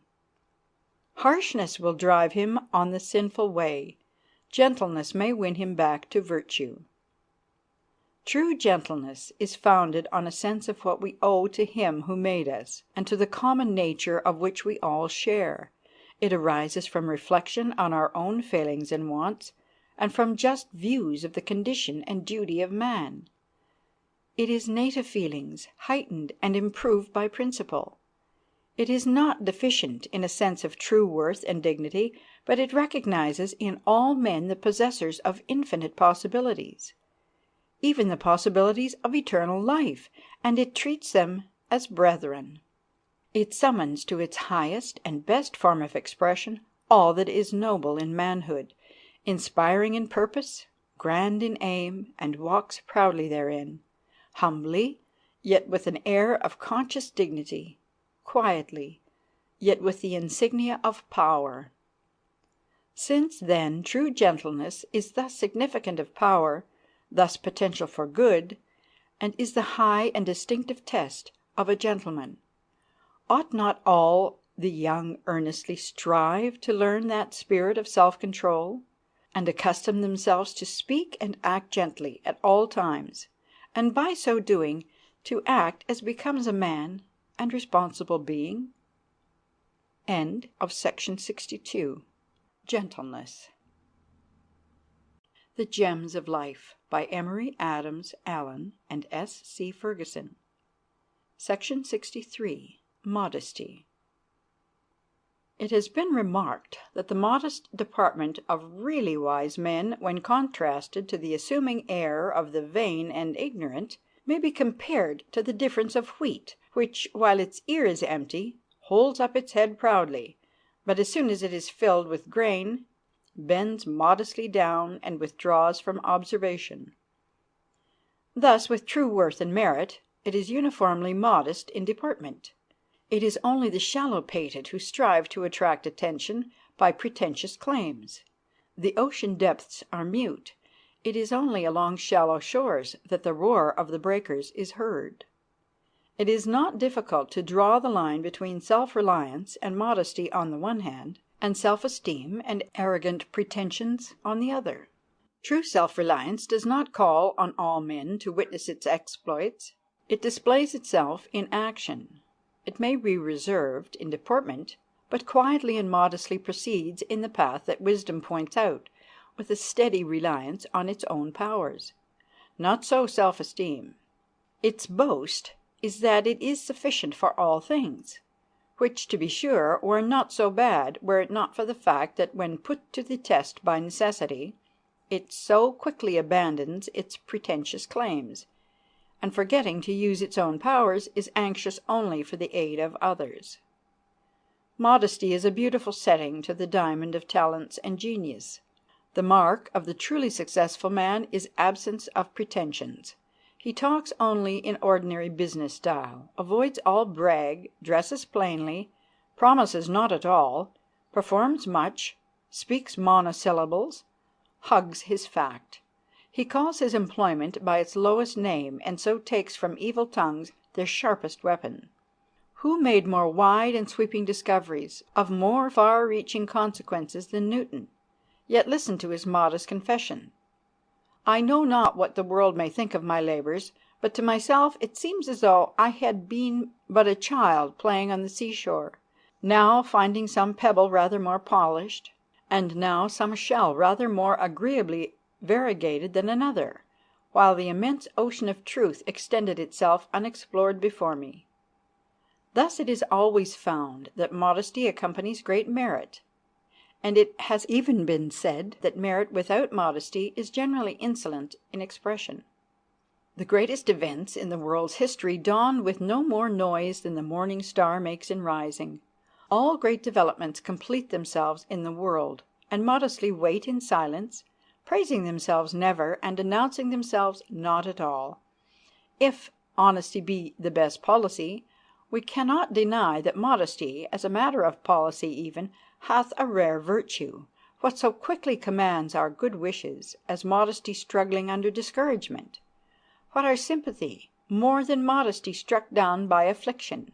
Or what our respect and love more than modesty ministering to the distresses of others? There is no surer passport to the favours of others than modesty of deportment. It will succeed where all else has failed to waken in the minds of others an interest in our affairs. It is to merit as shades to figures in a picture, giving it strength and beauty. Modesty is not bashfulness, though the two are often confounded. The bashfulness of timidity is constitutional. The bashfulness of credulity is pitiable. The bashfulness of ignorance is disreputable. But the bashfulness allied to modesty is a charm. There are two distinct sorts of bashfulness. The one is awkwardness joined to pride, which, on a further acquaintance with the world, will be converted into the pertness of a coxcomb. The other is closely allied to modesty. It is a painful consciousness of self, which is produced by our most delicate feelings, and which the most extensive knowledge cannot always remove. In undermining and removing bashfulness, due regard is to be had to the adjacent modesty, good nature, and humanity, as those who pull down private houses adjoining imposing buildings are careful to prop up such parts as are endangered by the removal. Bashfulness in itself cannot be admired. It completely distrusts its own powers, whereas we have seen that a proper reliance on self is at all times highly commendable. Bashfulness in man is never to be allowed as a good quality, but a weakness, inasmuch as it suppresses his virtues and hides them from the world, when, had he a mind to exert himself, he might accomplish much good. We doubt not but there are many fine intellects passing for naught by reason of their bashfulness. Modesty is far different from reserve. Reserve partakes more of the nature of sullen pride. It is haughty in demeanour, and hath not the sweet, retiring disposition of modesty. A reserved man is in continual conflict with the social part of his nature, and even grudges himself the laugh into which he is sometimes betrayed. The modest man does not refuse to perform his part socially. His only dread is that others may think he is trying to centre attention on himself. The really modest man may be the most social of men. The reserved man thinks it is beneath him to mingle with the mass of the people. Modesty never counsels real merit to conceal itself. It never bids one refuse to act when action is necessary, and the person is conscious that his powers are adequate for the performance of the task. Nor, when a good deed is to be done, should the modest man hesitate to come forward to do it, providing he is capable of so doing. Modesty counsels none to be backwards where duty points the way, but modesty strictly forbids that when a good or meritorious action is done, that the performer should spread abroad the story of his doings. Leave that for others to do. Modesty is the crowning ornament of womanly beauty, and the honour of manly powers. It alike becomes every age, giving new grace to youthful figures, and imparting a pleasing virtue to years. It softens the asperities of poverty, and is a beautiful setting for wealth and fortune. It gives additional charms to the possessors of genius and talents, or cunningly conceals the want of the same. It is the key that unlocks alike the gate to success or the door of love and respect. It makes life pleasant to one who exercises the virtue, and charities bestowed by its hand are worth far more to the recipient than their mere pecuniary value. End of section 63. Modesty.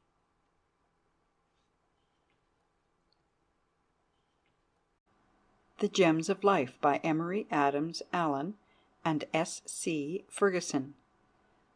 Section 64. Love. Life without love. Oh, it would be a world without a sun, cold as the snow-capped mountain, dark as myriad nights in one. A barren scene, without one spot amidst the waste, without one blossom of delight, of feeling, or of taste. Love in one form or another is the ruling element in life. It is the primary source from whence springs all that possesses any real value to man. It may be the love of dominion or power which, though utterly selfish in its aims and methods, has been most marvellously overruled for good in the world's history. It may be the love of knowledge, in the pursuit of which lives have been lost and fortunes spent, but grand secrets have been wrung from nature, secrets which have contributed much for the advancement of human interests. But the love grander than any other, before which all the other elements of civilization pale and dwarf to utter insignificance, which is as powerful today as in the morning of time, which will continue to rule until time is ended, is that indefinable, indescribable, ever fresh and beautiful love betwixt man and woman, that love which has the power to tame the savage's heart, which finds man rough, uncultivated, and selfish, which leaves him a refined and courteous gentleman, which transforms the timid, bashful girl to the woman of matchless power for good. Love is an actual need, an urgent requirement of the heart. Every properly constituted human being who entertains an appreciation of loneliness and wretchedness, and looks forward to happiness and content, feels a necessity of loving. Without it, life is unfinished and hope is without aim. Nature is defective and man miserable, nor does he come to comprehend the end and glory of existence until he has experienced the fullness of a love that actualizes all indefinite cravings and expectations. Love is the great instrument of nature, the bond and cement of society, the spirit and spring of the universe. It is such an affection as can not so properly be said to be in the soul as the soul to be in that. It is the whole nature wrapped up in one desire. Love is the sun of life, most beautiful in the morning and evening, but warmest and steadiest at noon. Love blends young hearts in blissful unity, and for the time so ignores past ties and affections as to make a willing separation of the son from his father's house, and the daughter from all the sweet endearments of her childhood's home, to go out together and rear for themselves an altar around which shall cluster all the cares and delights, the anxieties and sympathies of the family relationship. This love, if pure, unselfish, and discreet, constitutes the chief usefulness and happiness of human life. Without it there would be no organized households, and consequently none of that earnest endeavor for competence and respectability which is the mainspring to human efforts, none of those sweet, softening, restraining, and elevating influences of domestic life which can alone fill the earth with the happy influences of refinement. Love, it has been said, in the common acceptance of the term, is folly. But love in its purity, its loftiness, its unselfishness, is not only a consequence, but a proof of our moral excellence. The sensibility to moral beauty, the forgetfulness of self in the admiration engendered by it, all prove its claim to a high moral influence. It is the triumph of the unselfish over the selfish part of our nature. No man and no woman can be regarded as complete in their experience of life until they have been subdued into union with the world through their affections. As woman is not woman until she has known love, neither is man a complete man. Both are requisite to each other's completeness. Love is the weapon which Omnipotence reserved to conquer rebel man when all the rest had failed. Reason he parries, fear he answers blow to blow, future interests he meets with present pleasure. But love, that sun against whose melting beams winter cannot stand, that soft, subduing slumber which brings down the giant, there is not one human soul in a million, not 1,000 men in all earth's domain whose earthly hearts are hardened against love. There needs no other proof that happiness is the most wholesome moral atmosphere, and that in which the morality of man is destined ultimately to thrive, than the elevation of soul, the religious aspirations which attend the first assurance, the first sober certainty of true love. Love is the perpetual melody of humanity. It sheds its effulgence upon youth, and throws a halo around age. It glorifies the present by the light it casts backward, and it lightens the future by the gleams sent forward. The love which is the outcome of esteem has the most elevating and purifying effect on the character. It tends to emancipate one from the slavery of self. It is altogether unsordid. Itself is the only price. It inspires gentleness, sympathy, mutual faith, and confidence. True love also, in a manner, elevates the intellect. All love renders wise in a degree, says the poet Browning, and the most gifted minds have been the truest lovers. Great souls make all affections great. They elevate and consecrate all true delights. Love even brings to light qualities before lying dormant and unsuspected. It elevates the aspirations, expands the soul, and stimulates the mental powers. It were fitting that the nature of this affection, which has such power for good or ill, be thoroughly understood, and endeavours made to guide it in right channels. For love, as it is of the first enjoyment, so it is frequently of the deepest distress. If it is placed upon an unworthy object and the discovery is made too late, the heart can never know peace. Every hour increases the torments of reflection, and hope, that soothes the severest ills, is here turned into deep despair. But strange to say, though it is one of universal and engrossing interest to humanity, the moralist avoids it, the educator shuns it, and parents taboo it. It is considered almost indelicate to refer to love as between the sexes, and young persons are left to gather their only notions of it from the impossible love stories that fill the shelves of circulating libraries. This strong and absorbing feeling, which nature has for wise purposes made so strong in woman that it colors her whole life and history, though it may form but an episode in the life of man, is usually left to follow its own inclination, to grow up for the most part unchecked, without any guidance or direction whatever. Although nature spurns all formal rules and directions in affairs of love, though love triumphs over reason, resists all persuasion, and scorns every dictate of philosophy, and though, like a fabled tree or plant, it may be cut down at night, but ere morning it will be found to have sprouted up again in renewed freshness and beauty, with its leaves and branches re-expanded to the air and laden with blossoms and fruits. Still, at all events, it were best to instill in young minds such views of character as should enable them to discriminate between the true and the false, and to accustom them to hold in esteem those qualities of moral purity and integrity without which life is but a scene of folly and misery. It may not be possible to teach young people to love wisely, but they may at least be guarded by parental advice against the frivolous and despicable passions which so often usurp its name. Genuine love is founded on esteem and respect. You cannot long love one for whom you have not these feelings. The most beautiful may be the most admired and caressed, but they are not always the most esteemed and loved. We discover great beauty in those who are not beautiful, if they possess genuine truthfulness, simplicity, and sincerity. No deformity is present where vanity and affectation is absent, and we are unconscious of the want of charms in those who have the power of fascinating us by something more real and permanent than external attractions and transitory shows. Remember that love is dependent upon forms. Courtesy of etiquette must guard and protect courtesy of heart.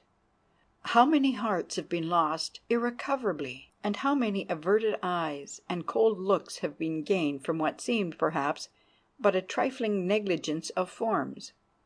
Love is a tender plant, and cannot bear cold neglect. It requires kind acts and thoughtful attentions, one to the other, and thrives at its best only when surrounded by an atmosphere of disinterested courtesy. The love of woman is a stronger power and sweeter thing than that of men. Men and women cannot be judged by the same rules. There are many radical differences in their affectional natures. Man is the creature of interest and ambition. His nature leads him forth into the struggle and bustle of the great world. Love is but the embellishment of his early life, or a song piped in the interval of the acts. He seeks for fame, for fortune, for space in the world's thoughts, and dominion over his fellow man. But a woman's whole life is a history of the affections. The heart is her world. It is there her ambition strives for empire. It is there her nature seeks for love and kindness. She sends forth her sympathies on adventure. She embarks her whole soul in the traffic of affection, and if shipwrecked, her case is hopeless, for it is the bankruptcy of a heart. Woman's love is stronger than man's because she sacrifices more. For every woman is with the food of the heart as with the food of her body. It is possible to exist on a very small quantity, but this small quantity is an absolute necessity. The love of a pure, true woman has brightened some of the darkest scenes in world's history. It inspires them with courage and incites them to actions utterly foreign to their shrinking dispositions. Who can estimate the value of a woman's affections? Gold cannot purchase a gem so precious. In our most cheerless moments, when disappointments and care crowd round the heart, and even the gaunt form of poverty menaces with his skeleton fingers, it gleams round the soul like sunlight in dark places. It follows the prisoner into the gloomy cell, and in the silence of midnight it plays around his heart, and in his dreams he folds to his bosom the form of her who loves him still, though the world has turned coldly from him. Love purifies the heart from self. It strengthens and ennobles the character, gives higher motives and a nobler aim to every action of life, and makes both man and woman strong, noble, and courageous. And the power to love truly and devotedly is the noblest gift with which a human being can be endowed. But it is a sacred fire, and not to be burned before idols. Disinterested love is beautiful and noble. How high will it not rise? How many injuries will it not forgive? What obstacles will it not overcome, and what sacrifices will it not make rather than give up the being upon which it has been once wholly and truthfully fixed? It is difficult to know at what moment love begins. It is less difficult to know it has begun. 1,000 messengers betray it to the eye: tone, act, attitude, and look, the signals upon the countenance, the electric telegraph of touch, all betray the yielding citadel. And there is nothing holier in this life of ours than the first consciousness of love, the first fluttering of its silken wings, the first rising sound of that wind which is so soon to sweep through the soul, to purify or to destroy. Love is thus a power potent for good, but debased and corrupt is as potent for evil. If it brings joy, it may also conduce to exquisite anguish. A disappointment in love is more hard to get over than any other. The passion itself so softens and subdues the heart that it disables it from struggling or bearing up against the woes and distresses which befall it. The mind meets with other misfortune in her whole strength. She stands collected within herself and sustains the shock with all the force which is natural to her. But a heart crossed in love has its foundation snapped, and immediately sinks under the weight of accidents that are disagreeable to its favourite passion. When time brings us to the resting places of life, and we all expect them, and in some measure attain them, when we pause to consider its ways and to study its import. We then look back over the waste ground which we have left behind us. Is it a bright spot to be seen there? Is it where the star of love has shed its beams? Is there a plant, a flower, or any beautiful thing visible? Is it where the smiles and tears of affection have been spent? Where some fond eye met our own, some endearing heart was clasped to ours? Take these away, and what joy has memory in retrospection, or what delight has hope in future prospects? The bosom which does not feel love is cold. The mind which does not conceive it is dull. The philosophy which does not accept it is false. And the only true religion in the world has pure, reciprocal, and undying love for its basis. The love that makes memory happy and home beautiful are those which form the sunlight of our earlier years. They beam gratefully along the pathway of our mature years, and their radiance lingers till the shadows of death darken them altogether. End of section 64. Love.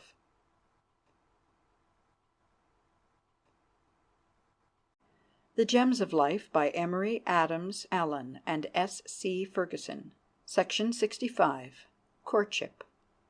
There is an unfortunate tendency in human nature to treat with levity many questions most vitally affecting man's real happiness. Thus, in the question of love, courtship, and marriage, questions than which none could be more important, it is to be deeply regretted that men and women do not more carefully consider the wisdom of their course, do not reflect whether they are guided by the light of calm, sober sense, or are leaving things to impulse. It has been wisely but sadly said that years are necessary to cement a friendship, but months, and sometimes weeks and even days, are sufficient to prepare for that holier state of matrimony. From false regard to public opinion, or as a matter of convenience, or for the mere purpose of securing a home and being settled in life, thousands enter into the most sacred of human relationships with no such feelings as will enable them to bear the burdens which it brings. Love and courtship should be to wedded love what a blossom is to the perfected fruit. The power of this love must be measured, not by its intensity, but by its effects, by its beneficence in bringing into play a higher range of motives, by the facilities it unfolds, by its skill in harmonizing different natures. Not once in 100 times do two natures brought side by side harmonize in every part. Of nothing are people more ignorant than of human nature. Very rich and fruitful natures are often side by side with very barren ones, noble ones with those that are sordid, exquisitely sensitive with those coarse and rude. This is a consequence to be foreseen from the want of thought evinced by people when about to marry. Many counsel the young not to expect too much from love. This is an evil philosophy, however, which advises to moderation by undervaluing the possibilities of a true and glorious love. Happiness in this life depends more upon the capacity of loving than on any other single quality. If men lose all the treasures of love, it does not prove that the treasure is not to be found, but that they have not sought aright. In love there are many apartments, but not to selfishness, sensuality, or arrogance will love yield its richest treasures. True love is social regeneration. It is a revolution ending with a new king and a reconstruction of the soul. The way of selfishness is self-seeking, that of love self-sacrifice. It is this self-sacrificing spirit of love that can alone perpetuate its influence and establish its worth and blessedness. True wisdom, then, will say to the young, love, but love not blindly. Justice is represented as blind, in order that under no circumstances can she swerve one hair's breadth from the right, from personal favor or prejudice. But love, on the contrary, should use his eyes to the fullest extent, in order that, in days of courtship, no stumbling block may be left to become a torment after marriage. A moment's consideration will show how utterly repugnant it is to all manly feelings to jest in this matter. It is one of the most serious concerns of life, your weal or woe, and the weal or woe of those who shall come after you, and the influence you shall exert upon the world depend in a great measure upon the wisdom and virtue with which you conduct your preparation for marriage. All true minds see the manifest impropriety of jesting about the most delicate, serious, and sacred relation and feeling of human experience. The whole tendency of such lightness is to cause the marriage relation to be lightly esteemed, and the true aim of courtship to be lost sight of. Until it is viewed in its true light, with that sober earnestness which the subject demands, courtship will be nothing else than a grand game of hypocrisy, resulting in misery the most deplorable.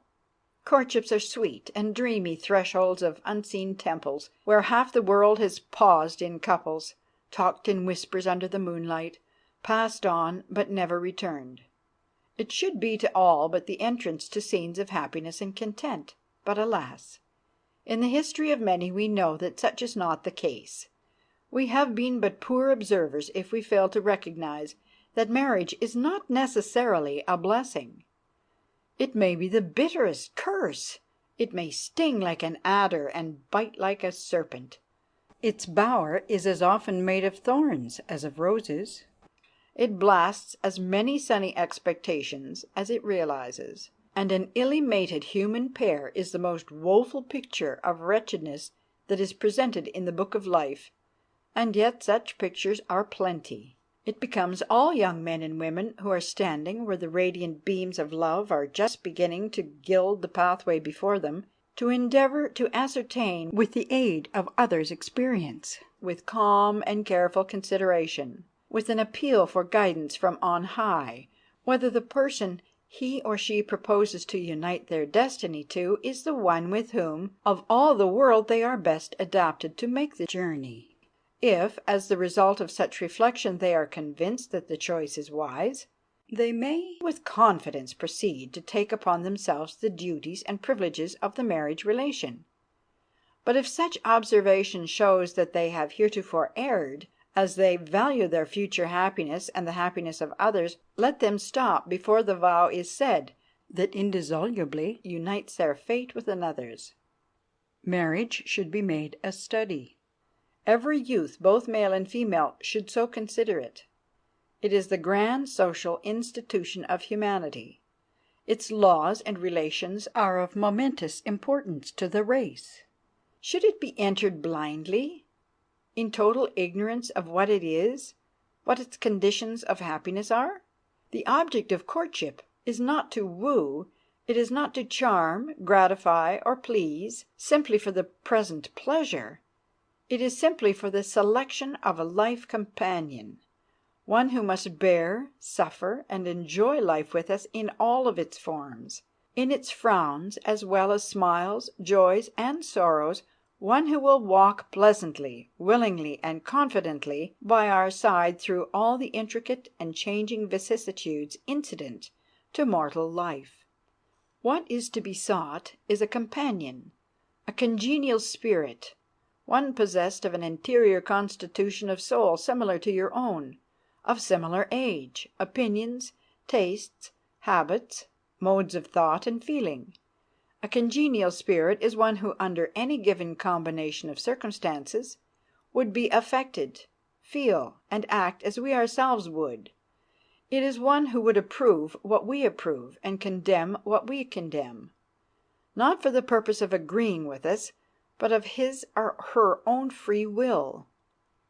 This is a companion who is already united to us by the ties of spiritual harmony, which union it is the object of courtship to discover. Courtship, then, is a voyage of discovery, or a court of inquiry, established by mutual consent of the parties, to see wherein and to what extent there is a harmony existing. If in all these they honestly and harmoniously agree, and find a deep and thrilling pleasure in their agreement, find their union of sentiment to give a charm to their social intercourse, if now they feel that their hearts are bound, as well as their sentiments, in a holy unity, and that for each other they would live and labor and make every personal sacrifice with gladness, and that without each other they know not how to live, it is their privilege, yes, their duty, to form a matrimonial alliance. The true companion has to be sought for. She does not parade herself as store goods. She is not fashionable. Generally, she is not rich. But oh, what a heart she has when you find her, so large and pure and womanly. When you see it, you wonder if those showy things outside were really women. Courtship is the brilliant scene of the maiden life of a woman. It is to her a garden where no weeds mingle with the flowers, but all is lovely and beautiful to the sense. It is a dish of nightingale served up by moonlight to the mingled music of many tendernesses and gentle whisperings and eagerness that does not outstep the bounds of delicacy. Courtship is the first turning point in the life of a woman, crowded with perils and temptation. The rose tints of affection dazzle and bewilder the imagination, and while always bearing in mind that life without love is a wilderness, it should not be overlooked that true affection requires solid support. Discretion tempers passion, and it is precisely this quality which oftener than any other is found to be absent in courtship. Young persons require wise counsel. They should not trust too much to the impulse of the heart, or be too easily captivated by a winning exterior. In the selection of a wife, a pure, loving heart and good common sense are many times more valuable than personal beauty or wealth. Once installed in affections of such a lady, you have a life claim on her good offices. No sacrifice she can make is too great, no adversity so stern that it can shake her firmness or hopefulness. Such a woman is a helpmeet, as the Creator designed a wife to be. It is an error which has proved fatal to many young lives to marry one whom you consider your inferior in mind or body. A wife has the power to make or destroy the home, and a weak heart and shallow brain can never have the former effect. There can be no such thing as interchange of sentiment where she does not appreciate your highest thoughts. Can you reveal to her the sacred treasures of mind which lie hidden from the careless gaze of others, and be assured of her sympathy? Can she walk hand in hand with you as her equal, honored above all women? Is she fit to sit in your household as a shining light, respected for her gentle dignity and the wisdom of her management and conversation? The quiet, reserved girl does not always possess these qualifications. Neither does the bright, gay creature whose presence throws a halo over her surroundings. The poor are no more likely to have the proper gifts and trainings than those who never knew a wish ungratified. But any woman of noble principles, a warm heart, and good common sense to guide her can easily reach the standard. There is equal danger before the young lady in her choice of a husband. Young men incline to intemperate habits, even but slightly so, as they have not sufficient moral stamina to enable them to resist temptation even in its incipient stages, and are consequently deficient in self-respect, cannot possess that pure, uncontaminated feeling which alone capacitates a man for rightly appreciating the tender and loving nature of a true woman. It is equally fatal for a woman to marry a man who is her inferior. She of necessity descends to his level. Being his superior in every good sense of the word, she cannot have for him that high feeling of regard which every wife should have for her husband. Lacking that, love too soon fades away, and only the duties of married life remain. Its pleasures are all gone. What is wanted in both is a true companion, not one who possesses wealth, not necessarily the possessor of a scholastic education, but one who has a pure, warm heart and good common sense. A true courtship is withal a beautiful sight. Only the coarse and illiterate can there see aught for ridicule or unseemly jest. It is the flowing together of two separate lives that have heretofore been divided, now mysteriously brought together to flow on through all time, and only God in his infinite wisdom knows how far in the shadowy hereafter. End of section 65. Courtship.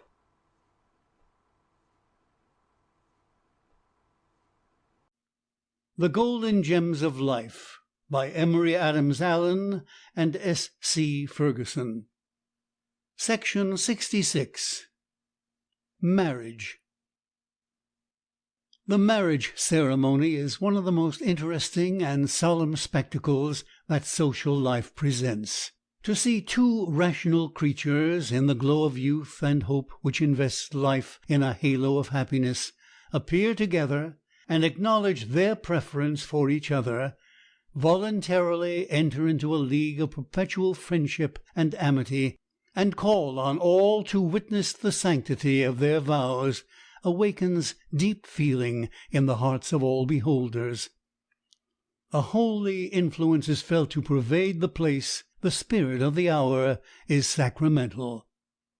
Though mirth may abound before and after the irrevocable formula is spoken, yet at that particular point of time there is a shadow on the most laughing lip, a moisture in the firmest eye, and it may well be so.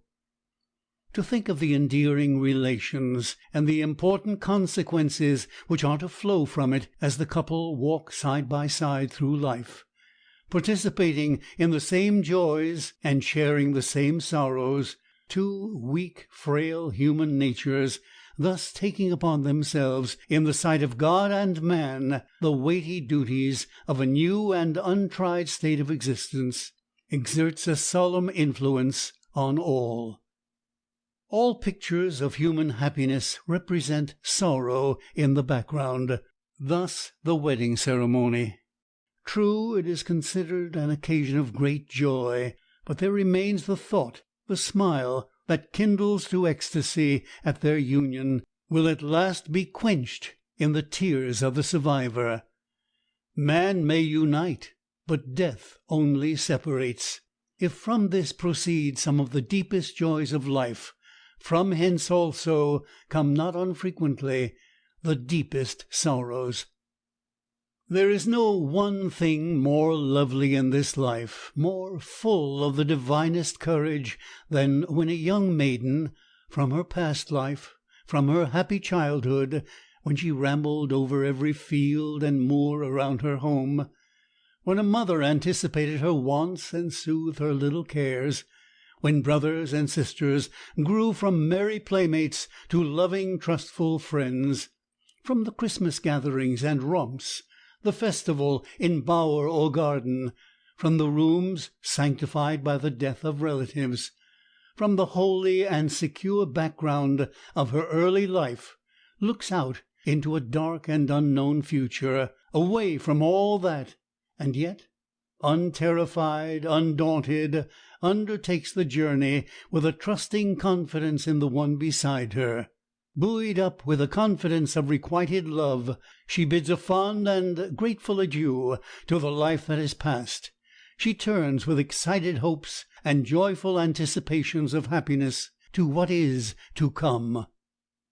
Then woe to the man who can blast such hopes, who can break the illusions that have won her, and destroy the confidence which his love inspired.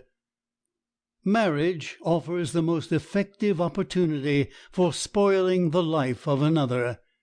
Nobody can debase, harass, and ruin a woman as her own husband, and nobody can do a tithe as much to chill a man's aspiration for good, to paralyze his energies, as his wife. And a man is never irretrievably ruined in his prospects till he marries a bad woman. Perhaps there is no hour in the life of a man or woman more potential for weal or woe than the marriage hour. That is the hour from whence most men can date their success or failure. For while nothing is a greater incentive to a man to put forth all his exertions than for the sake of his wife, and while her society is the place where he forgets the cares of the world, and in its quiet rest finds new courage to take up life's load, yet has a wife equal power for ill. Be a man ever so ambitious, energetic, or industrious, yet with a careless or spendthrift wife his best efforts for success are vain.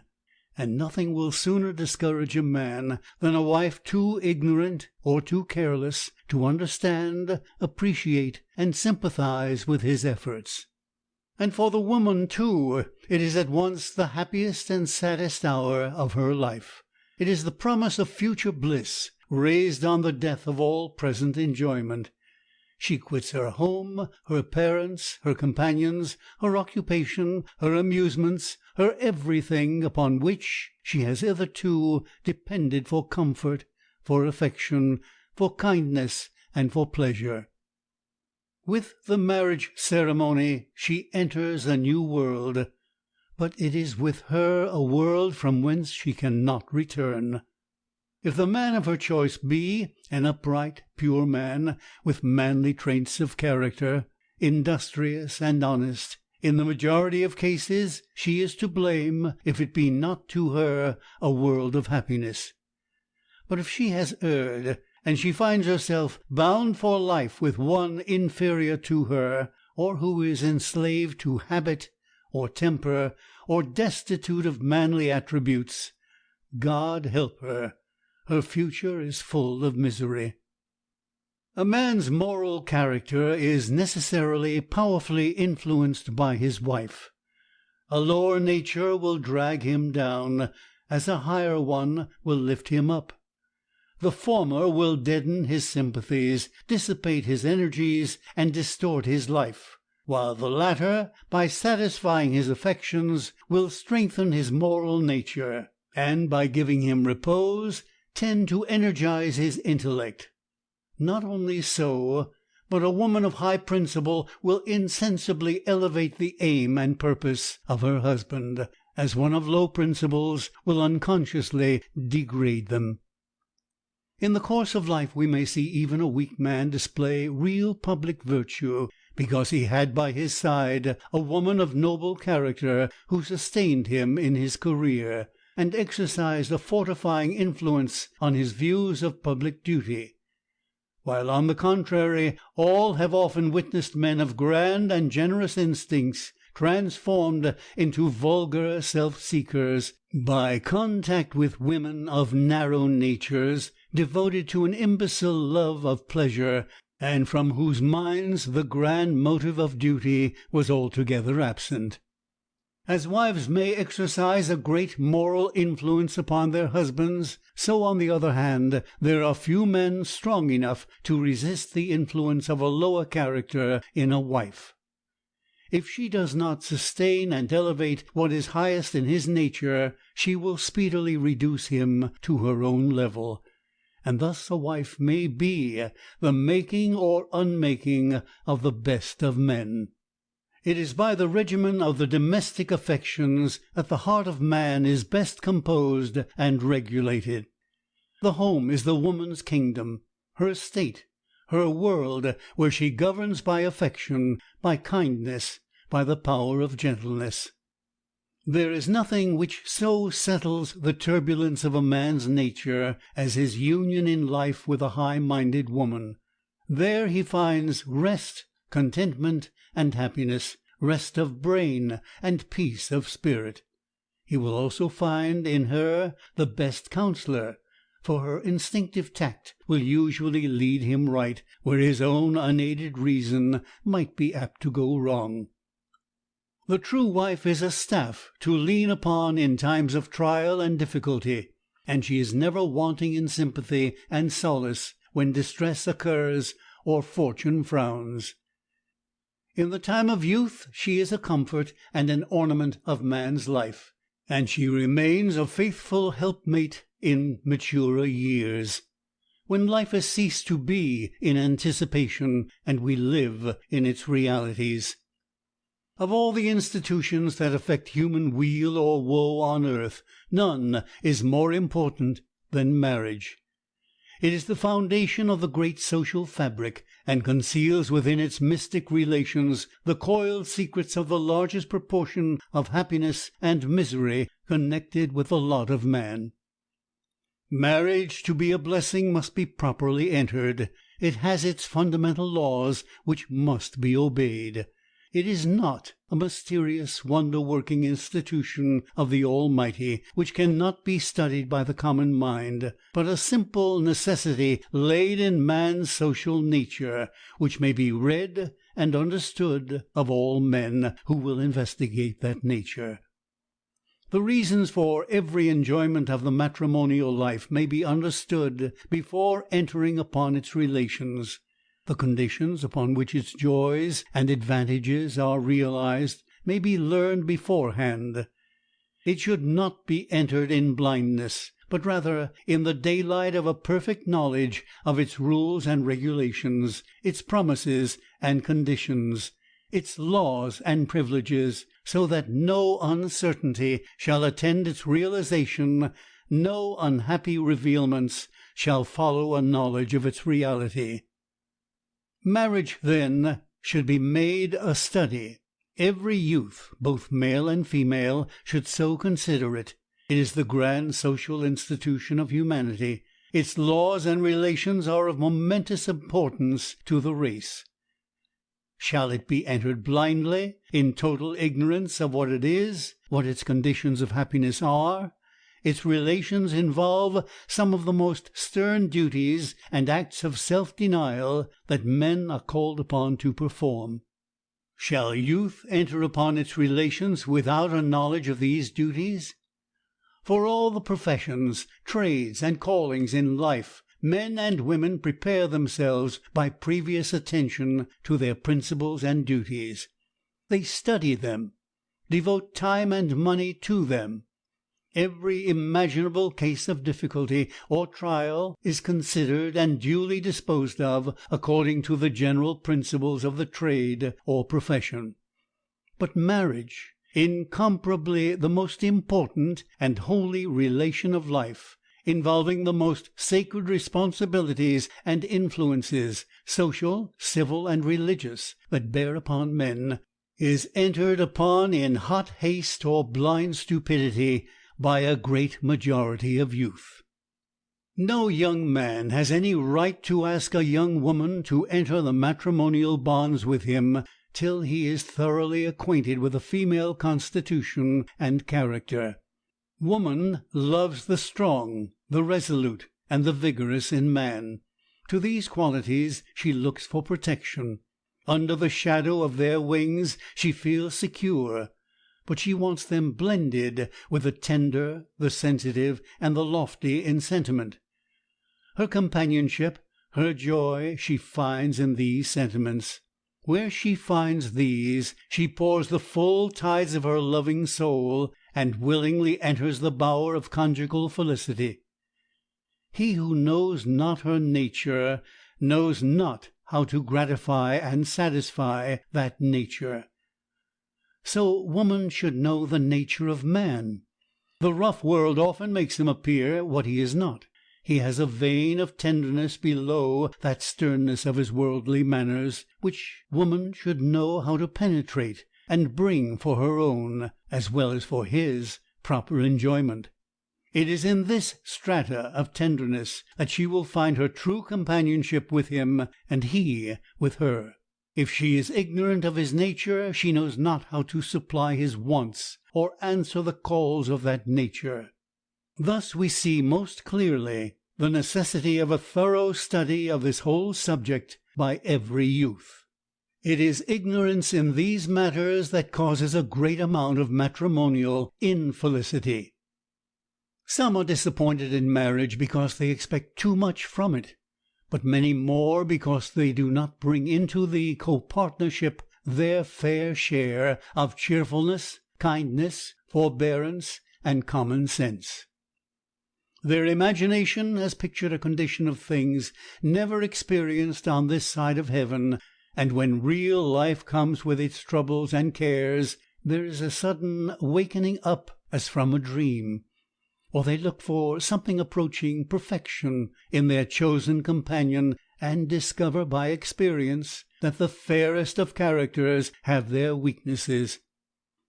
And yet it is often the very imperfection of human nature, rather than its perfections, that makes the strongest claims on the forbearance and sympathy of others, and in affectionate and sensible natures tends to produce the closest unions.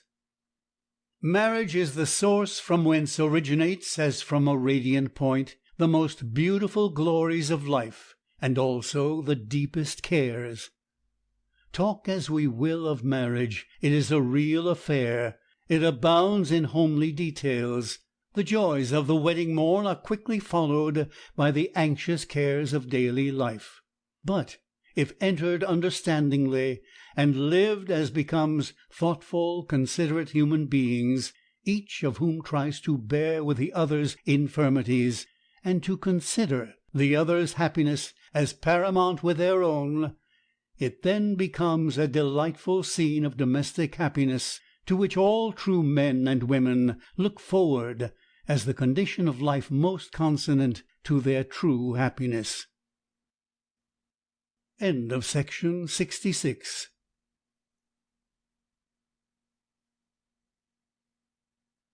The Golden Gems of Life by Emory, Adams, Allen, and S.C. Ferguson. Section 67. Single Life. In the minds of nearly all properly constituted individuals, there exists the hope and expectation of marriage. This is in accordance with the law of God as written in our physical being, and the young man who marries not, save in a few exceptional cases, arising out of ill health, deformity, or eccentricity of character, fails in one of the most palpable duties of life.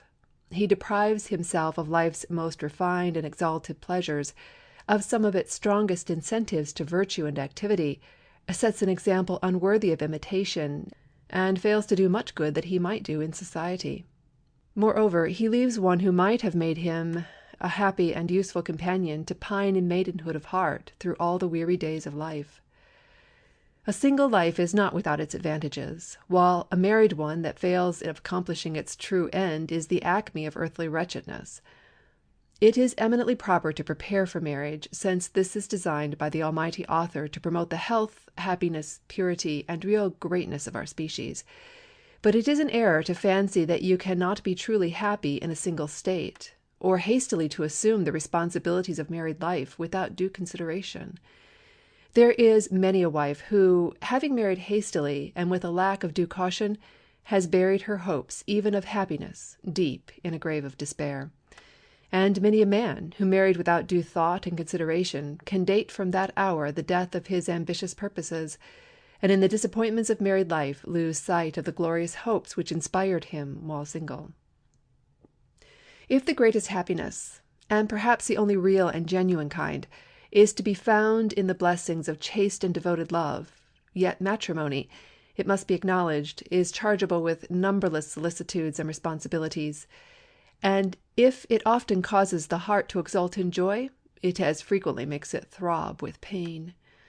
If it does not fall to your lot to participate in the delights and pleasures of a happy and reciprocal union of hearts, if destiny has restricted your sympathies and thwarted your desires, and consigned you, perhaps unwillingly, to solitude and celibacy, if you are only a neutral spectator of those scenes wherein great artifice and deception, unfairness and insecurity are too often practiced, and often hearts are won, but happiness is lost, you may console yourself that there are many positive advantages in being alone. The command of time and freedom from many cares should open the way to new and beneficial sources of pastime and usefulness sufficient to reconcile you to your condition, and to make it as enviable as that of those who have more encumbrances but less ease, and who sometimes act as if the world was made for matrimony and nothing else. From the actions and conversations of some people, you would suppose that marriage was the chief end of life, which view is altogether degrading and debasing in its tendency. For while admitting that it is, indeed, that state of life most becoming the dignity and happiness of man, yet it is not true that single life does not present fields of usefulness and honor, and that, above all things, it is true wisdom to remain single to the end of your days, unless you are satisfied that it is advisable to unite your destiny with that of another. Marriage has a great refining and moralizing tendency. When a man marries early and uses prudence in choosing a suitable companion, he is likely to lead a virtuous, happy life. But in an unmarried state all alluring vices have a tendency to draw him away. Marriage renders a man more virtuous and more wise. An unmarried man is but half of a perfect being, and it requires the other half to make things right, and it cannot be expected that in this imperfect state he can keep straight in the path of rectitude, any more than a boat with one oar can keep a straight course. Marriage changes the current of a man's feelings, and gives him a center for his thoughts, his affections, and his acts. There are exceptions to every rule, but the chances are that the young man who marries will make a stronger and better fight all through life than he who remains single. The reason for this is not difficult to find. A man will not put forth all his energies who has not something outside of himself to draw on and to incite him to put forth his best exertions. He also feels the lack of a home, which tends to round out life. He may indeed have a place to eat, a place to sleep, and, for that matter, all the luxury that money can buy. But we have long since learned that money will not buy everything. It is utterly beyond its power to purchase a home and the treasures of love. This the unmarried man cannot obtain.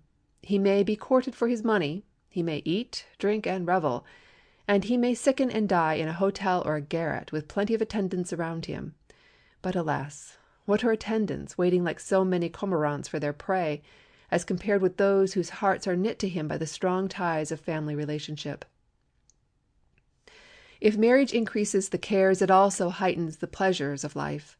If it, in some instances, dampens the enthusiasm and seems a hindrance to success in countless instances, it has proved to be the incentive which has called forth the best part of man's nature, roused him from selfish apathy, and inspired in him those generous principles and high resolves which have caused all his after life to be replete with kindly acts, and himself to develop into a character known, loved, and honored by all within the sphere of his influence. Jeremy Taylor, in contrasting single life with married life, says, in his quaint style, "Marriage is a school, an exercise of virtue, and though marriage hath cares, yet single life hath desires which are more troublesome and more dangerous, and often end in sin, while the cares are but exercises of piety, and therefore if single life hath more privacy of devotion, yet marriage hath more variety of it, and is an exercise of more grace. Marriage is the proper scene of piety and patience, and the duty of parents, and the charity of relations. Here kindness is spread abroad, and love is united and made firm as a center. Marriage is the nursery of heaven. The Virgin sends prayers to God, but she carries but one soul to him. But the state of marriage fills up the number of the elect, and hath in it the labor of love and the delicacies of friendship, the blessings of society, and the union of hearts and hands. It hath in it more safety than single life hath. It hath more care. It hath more merry and more sad. It is fuller of joys and sorrows. It lies under more burdens, but it is supported by all the strength of love and charity, which makes those burdens delightful. Marriage is the mother of the world, and preserves kingdoms, and fills cities and churches, and heaven itself, and is that state of good things to which God hath designed the present constitution of the world." Though a great deal can be urged against marriage at too early an age, or against hasty and injudicious marriages, still there arrives a time in the life of every individual when it would be a great deal wiser for him to marry than to remain single. And we suppose that the number of bachelors who remain single all their life is exceedingly small. Comparatively few of them die unmarried. When least expected, they contract matrimonial alliances, thereby oftentimes disappointing numerous protégés who have been confidently expecting that they would come in for the property. And the chances are against such marriages being happy, for it is more of convenience, both on his part and that of his wife. She probably takes him because he is wealthy and can provide her with a first-rate establishment. He probably marries her because he is insufferably lonely, and wishes to have a home of his own, where, if he cannot do everything as he likes, he is certain of a real welcome. Though many of the most pathetic sorrows of life are caused by the endearing relations existing, by marriage, between the suffering one and another, yet deep in the heart of many who walk through life alone, unattended by the sympathy of a loving companion, lies deeply buried from the human eyes some of the deepest and most soul-pervading griefs that humanity knows of. Perhaps that old man, now so cross and fretful, whom we call Old Bachelor, even now has a mistiness come in his eye and a pathetic tremor in his tongue, as he looks at a faded picture, to him too sacred for the curious gaze of others, a picture whose limning has faded as the real one faded long ago under the coffin lid. And there are, no doubt, many whom we call selfish, proud, cold-hearted men, who were once as warm-hearted and generous as any could wish, who once poured out all the wealth of their affections on one unworthy of them, the discovery of which changed their whole nature. There are women whom the world calls single who are as truly wedded to a tear-stained package as if it really were the being it represents to them, who live in the old sweet time those missives once belonged to, and who keep their hearts apart from the dull reality that makes up the present world. Years may have passed, and nothing remains the same except the dear dream that never knew reality, yet, held in their love life by their fragile paper bonds, they still dwell in that fair, unsubstantial springtime, while autumn fades and winter, cold and dreary, reigns in all the outer world. End of section 67.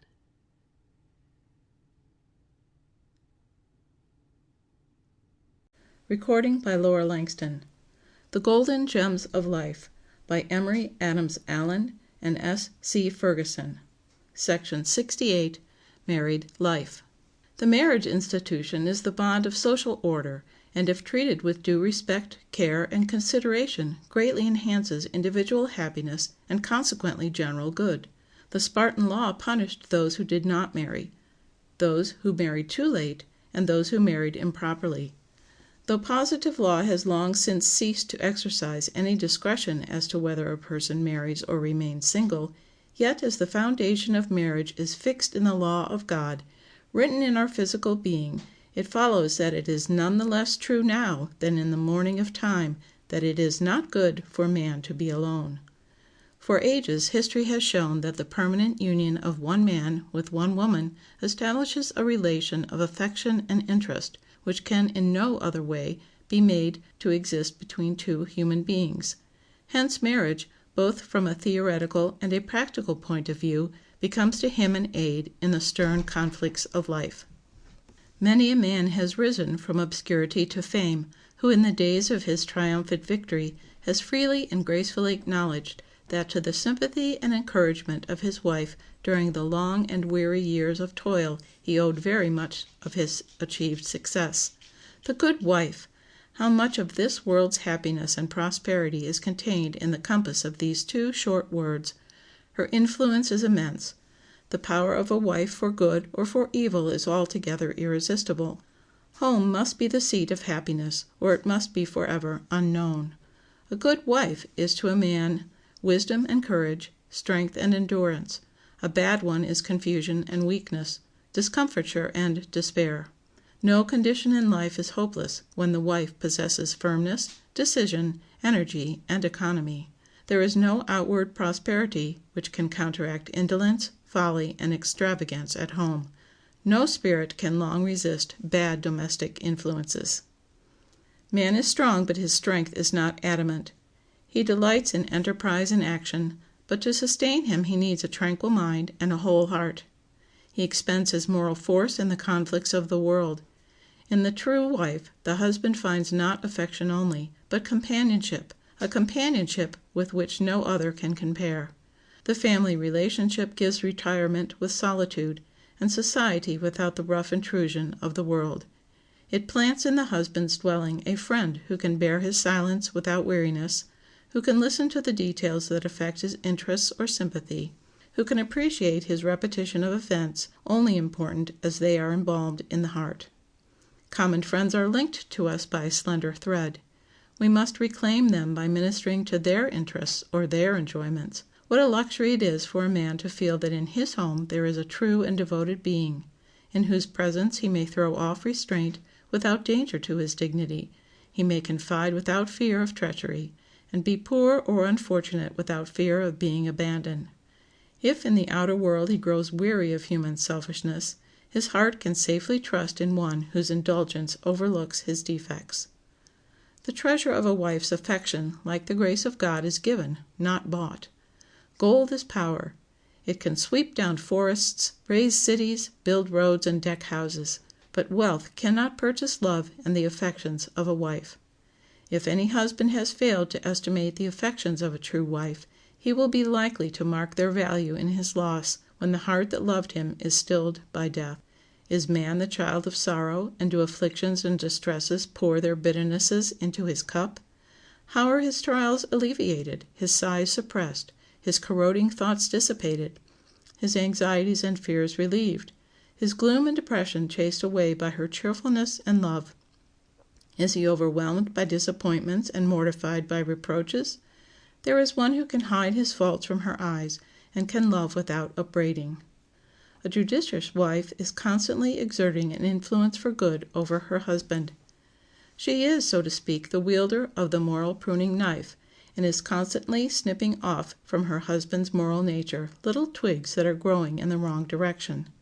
Intellectual beings of different sexes were surely intended by their Creator to go through the world thus together, united not only in hand and heart, but in principles, in intellect, in views, and in dispositions, each pursuing one common and noble end, their own improvement and the happiness of those around them by the different means appropriate to their situation, mutually correcting, sustaining, and strengthening each other, undegraded by all practices of tyranny on the one hand and deceit on the other, each finding a candid but severe judge in the understanding, and a warm and partial advocate in the heart of their companion. A great deal has been said in a cynical way about the immense number of unhappy marriages. There is so much said on this subject that it is easy to forget that for every instance of complaint there are thousands of beneficent and prosperous unions of which the world never hears. It is natural that the evil attracts the most attention. Men and women whose married life is full of good and helpfulness do not often feel an impulse to defend the system under which they live. Sometimes we hear both sexes repine at their change, relate the happiness of their earlier years, blame the folly and rashness of their own choice, and warn others against the infatuation. But it is to be remembered that the days which they so much wish to call back are the days not only of celibacy, but of youth, the days of novelty and of improvement, of ardor and of hope, of health and vigor of body, of gaiety and lightness of heart. It is not easy to surround life with any circumstances in which youth will not be delightful, and we are afraid that whether married or single, we shall find the vesture of terrestrial existence more heavy and cumbersome the longer it is worn. It is human to see only the good side of anything that is past and gone. Life is so full of disappointments that whenever in mature years we recall past days, our present state, being present reality, always suffers by comparison with the past. It would be well to calmly reflect on what happiness in married life depends.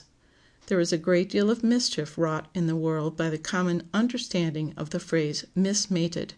Many apparently act as if all the ills of married life could be explained by a convenient use of that word. It is arrogant folly to suppose that so much misery and wrong, so much selfishness and cruelty, so much that is low, animal, and unlovely in the lives of men and women, results from their being mismated. They have, in the majority of cases, mistaken the cause of their trouble. These men and women are undeveloped, exacting, selfish, proud. They have undisciplined tempers, and they are accustomed to think of happiness for themselves as the chief end of marriage. No magic of mating would make the lives of such people very high or perfect.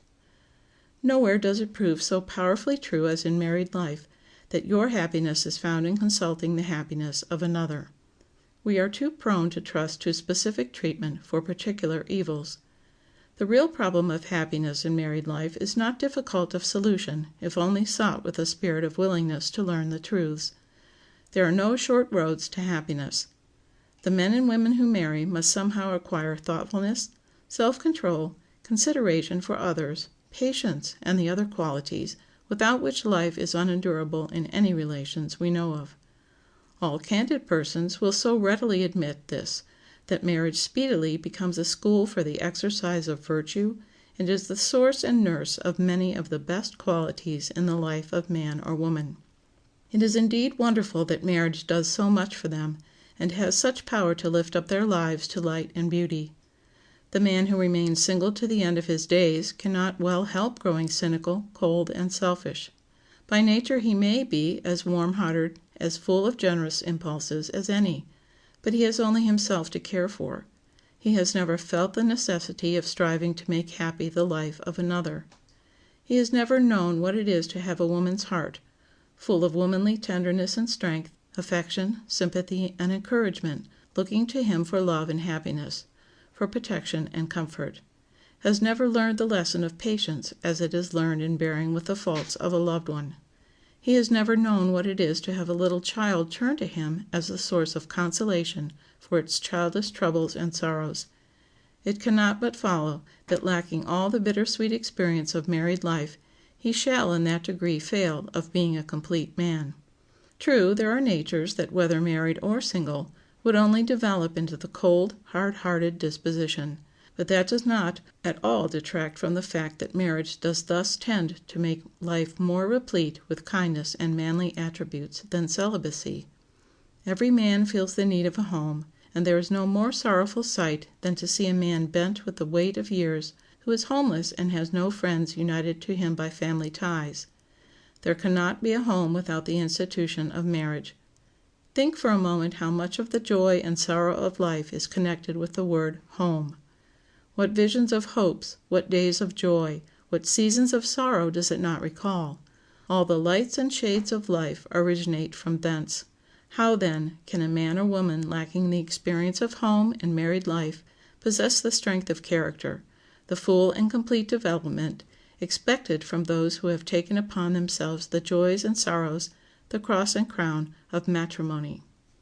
End of section 68. Recording by Laura Langston. The Golden Gems of Life by Emory Adams Allen and S.C. Ferguson. Section 69. Duties of Married Life. Happiness in life is of such momentous importance that it becomes all to study well the conditions of happiness, and to none does this truth apply itself with greater force than to those who have taken upon themselves the duties of matrimony. It is vain and useless now to ponder the wisdom and propriety of the choice. The step has been taken, and it only remains now to take up the duties thus voluntarily assumed, and, in the due performance of the same, to do what is in their power to gather the happiness with which God, in His goodness, has vested the marriage relation. Husbands and wives should learn to live happily together, for the lesson can be learned. By living happily together we do not understand a calm, passive existence, unbroken by a single dissenting word or look, because persons are incapacitated for happiness who can adapt themselves to such an impotent existence. Occasional differences of opinion indicate mutual vitality, and, when backed by common sense and self-control, are no drawbacks to a peaceful life. But in all vital points of mutual interest, husband and wife should agree perfectly, understanding that their interests are mutual, and that in every sense of the word they are one. Life is real, and our everyday wants and desires remain the same after as before marriage. All the infirmities of our nature must still be fought against. The marriage ceremony does not do away with the necessity of self-control. The passions still have to be subdued, and a careful watch maintained against hasty words and actions. Many, in failing to recognize these truths, are laying the foundation for future unhappiness. It is so easy to imagine that the loved one is all perfection, and when the soul is filled with the sweet influence of love, it is so easy to think that this is sufficient for all the ills of life, that now these two harps of 1,000 strings will henceforth always be attuned to each other, and thus, ignoring the fact that human nature is extremely frail, forget to strengthen it by the exercise of reflection and judgment, fail to summon to their aid consideration and a disposition to bear and forbear, suddenly awaken to the fact that life has ever its trials, and that for the busiest day some duty waits. They then learn that happiness comes only as the result of persistent following in the paths of duty, that no ceremony or rite can change their nature, that the plain rules of courtesy and kindness, consideration and respect, are as necessary now as in the springtime of love. Love on both sides, and all things equal in outward circumstances, are not all the requisites of domestic felicity. Young people seldom court in their everyday dress, but they must put it on after marriage. As in other bargains, but few expose defects. They are apt to marry faultless. Love is blind, but faults are there and will come out. The fastidious attentions of wooing are like spring flowers. They make pretty nosegays, but poor greens. The beautiful romance with which so many have invested the morning time of wedded life is apt to wear off under the burden and heat of its noon. That this should not be so, all will admit. That wedded love, like the river running to the ocean, should grow in magnitude as it rolls through life should, no doubt, be the result of all well-lived matrimonial lives. But, from the constitution and nature of man, such, unfortunately, is not always the case. The honeymoon at times gets an unexpected dash of vinegar, and at last it disappears altogether in the prosaic duties of home life. This is the trying hour of married life. Between the parties there can be no more illusions. The deceptions of courtship are no longer of avail. Right here is the chance to make or mar the happiness of life. Why not look the matter plainly in the face? Why not recognize the fact that life is not romance? It is a real thing, and altogether too precious to be thrown away in secret regrets or open indifference. It is your duty now to begin the duty or adaptation. If you have neglected to study the conditions of happiness heretofore, begin at once to do so. If you have been derelict in duty, resolve to do your share now. If you find you do not love each other as you thought you did, double your attentions to each other, and be zealous of anything which tends in the slightest way to separate you. Acknowledge your faults to one another, and determine that henceforth you will be all in all to each other. There is no other way for you to do it. It is not too late for you to look for happiness. You are yet young. It is folly to expect naught but disappointment the rest of your life. The fault is in human nature, and, like most faults, has a remedy. It is well to study for the remedy, for the man or woman who has settled down on the conviction that he or she is attached for life to an uncongenial mate, and that there is no way of escape, has lost life, and there is no effort too costly to make which can restore the missing pearl to its setting upon the bosom. No doubt much of the happiness of married life would be saved if only the sober views of life and duty were more carefully considered before marriage. If only every couple would consider that over against every joy stands a duty, and that tears and smiles alternate with each other through life, they would save themselves much disappointments. It is not too late, however, to begin, and so, if this truth be not recognized before marriage, do not delay an instant when once stern facts have withdrawn the pleasing illusions with which an untaught fancy invests matrimony, and life, with its duties as well as its pleasures, appears to your view.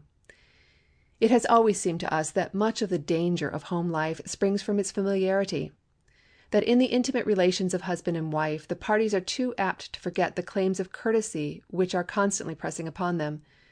While there should be no strictness of formal etiquette between the parties, it is none the less true that, since life is made up of forms and ceremonies, and much of the pleasure of life depend on the due observance of the same, that a spirit of courtesy should constantly exist between husband and wife. Before marriage, each would be cautious of a breach of manners, and would strive to demean themselves as become ladies and gentlemen. Are not the claims of courtesy just as pressing now as ever? Has the marriage ceremony given you any right to be less than polite? And, in a still higher sense, when you reflect that true courtesy is ever accompanied by the spirit of kindness and dignity of carriage, the more pressing are its claims. It is difficult to conceive of any station in life where the exercise of patience is not imperatively demanded. All life is effectually teaching and emphasizing this lesson of patience, but marriage affords a field where too great an importance cannot be attached to it. Its claims are fresh every morning and new every evening, and it were difficult to conceive of anything which had more to do with home happiness than bearing patiently the innumerable vexations which are constantly thrown in your path. Every couple paired flatter themselves that their experience will be better and more excellent than that of many who have gone before them. They look with amazement at the coldness, complainings, and dissatisfaction which spoil the comfort of so many homes, as at things which cannot by any possibility fall to their happier lot. But like causes produce like effects, and to avoid the misfortune of others we must avoid their mistakes. The acquaintance of courtship is a very one-sided affair, both parties seeing through the peculiar atmosphere which magnifies virtue, changes defects into beauties, and makes the discovery of faults impossible. The discovery will certainly come, and those who had thought each other next to perfection will soon discover that some few imperfections and the common weaknesses of humanity remain. Disappointment is felt where there is no just reason for it. They had thought they were perfectly adapted to each other, and that mutual concessions would involve no self-denial, and that whatever either desired the other would instantly yield.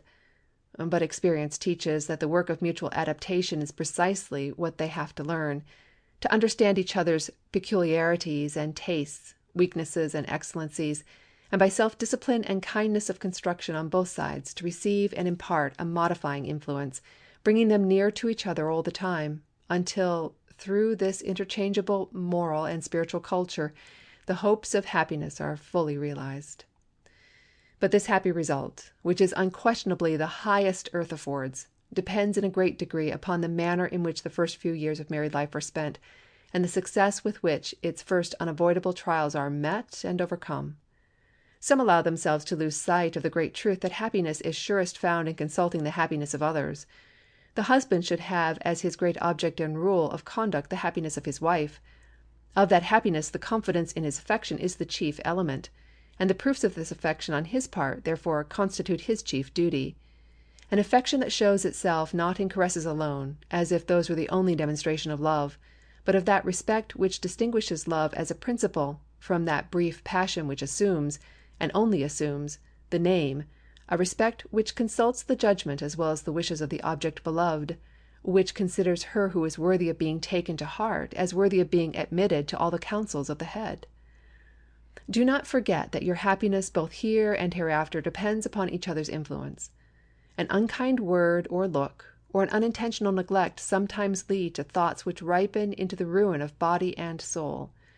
A spirit of forbearance, patience, and kindness, and a determination to keep the chain of love bright, are likely to develop corresponding qualities, and to make the rough places of life smooth and pleasant. Have you seriously reflected that it is in the power of either of you to make the utterly miserable? And when the storms and trials of life come, for come they will, how much either of you can do to calm, to elevate, to purify the troubled soul of the other, and change clouds for sunshine? It is emphatically the duty of all who have entered into marriage to strive to forget self, and in furthering the happiness of the other to advance their own, ever remembering that, even though attended with the fairest of outward prospects, infirmity is inseparably bound up with your very nature, and that in bearing one another's burdens you are fulfilling one of the highest duties of the union. Love in marriage cannot subsist unless it be mutual, and where love cannot be, there can be left of wedlock nothing but the empty husk of an outside matrimony, as undelightful and as unpleasing to God as any other kind of hypocrisy. End of section 69.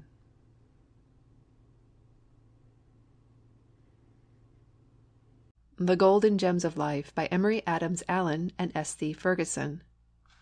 Section 70. Trials of Married Life. We celebrate the wedding, and make merry over the honeymoon. The poet paints the beauties and blushes of the blooming bride, and the bark of matrimony, with its freight of untested love, is launched on the sea of experiment, amid kind wishes and rejoicing. But on that precious sea are many storms, and even the calm has its perils, and only when the bark has weathered these, and landed its cargo in the haven of domestic peace, can we pronounce the voyage prosperous, and congratulate on their merited and enviable reward. As long as human nature is what it is, we must expect that life of any kind will abound in trials. To conceive of a life utterly devoid of these is to conceive of a vegetative kind of existence.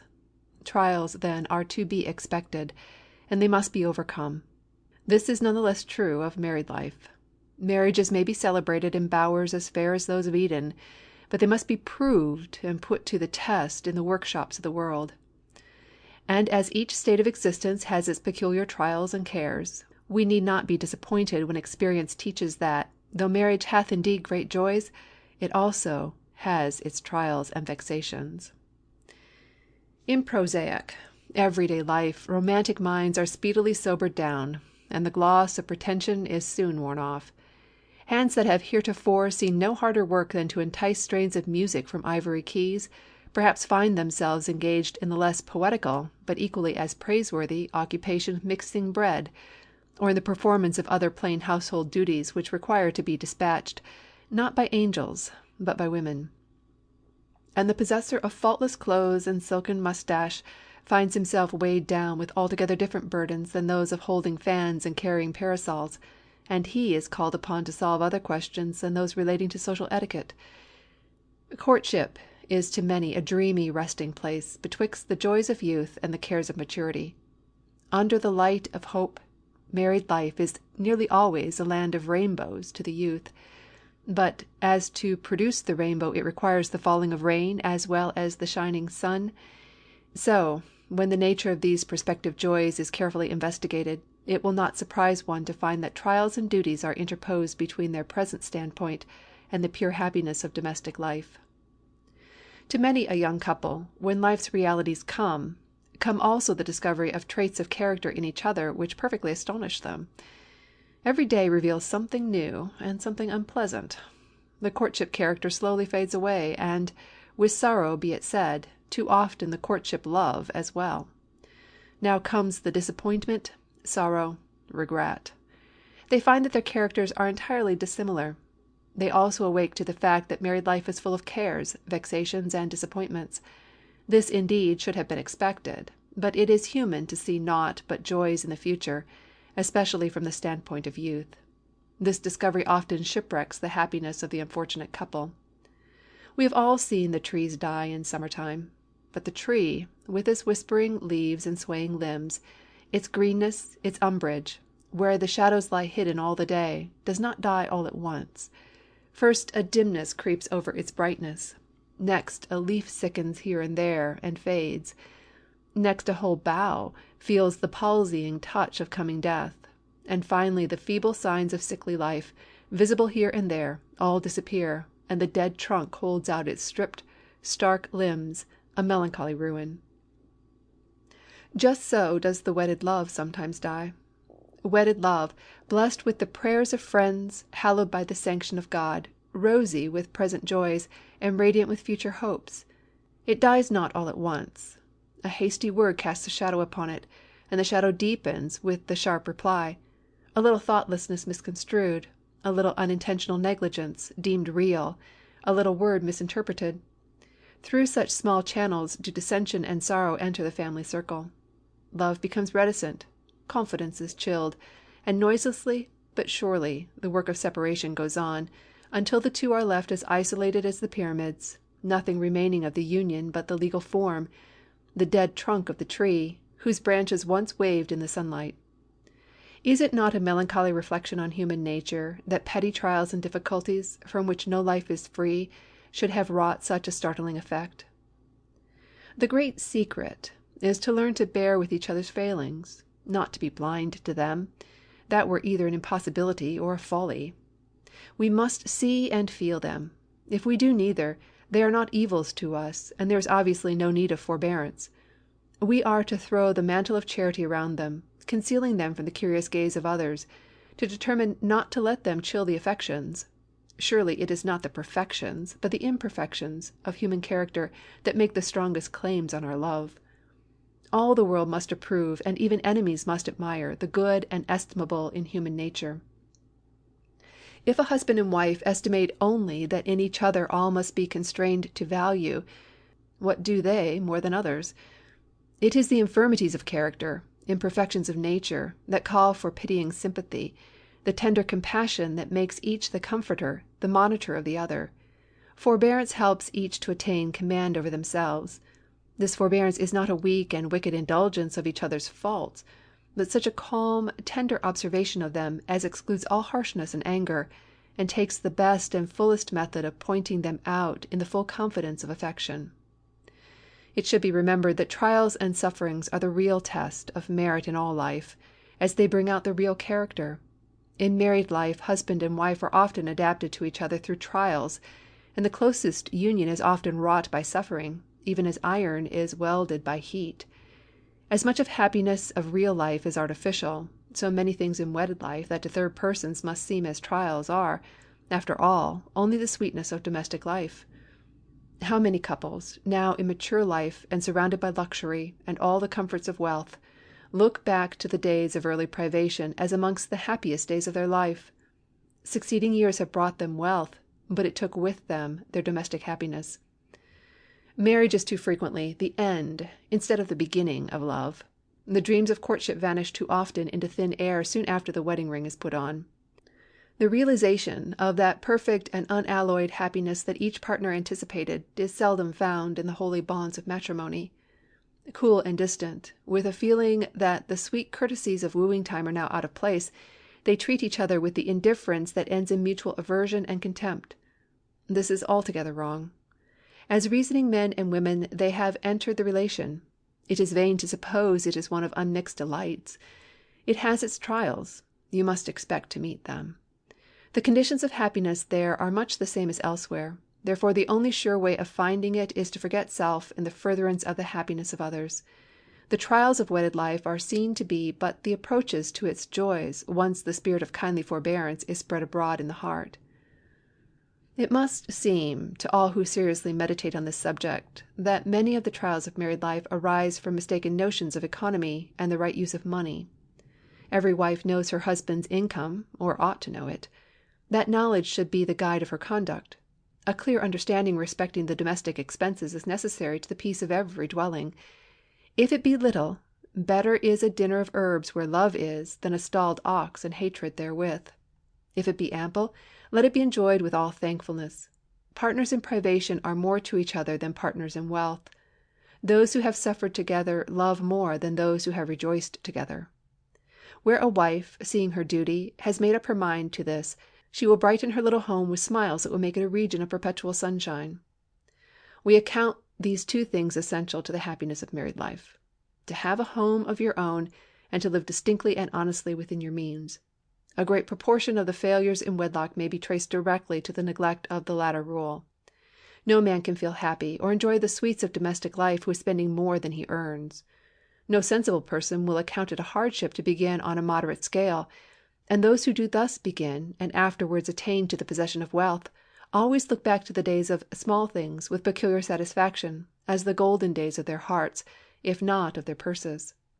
True affection delights in the opportunities of self-denial, and in the little acts of personal service, for which there is scarcely any place in the house of the rich.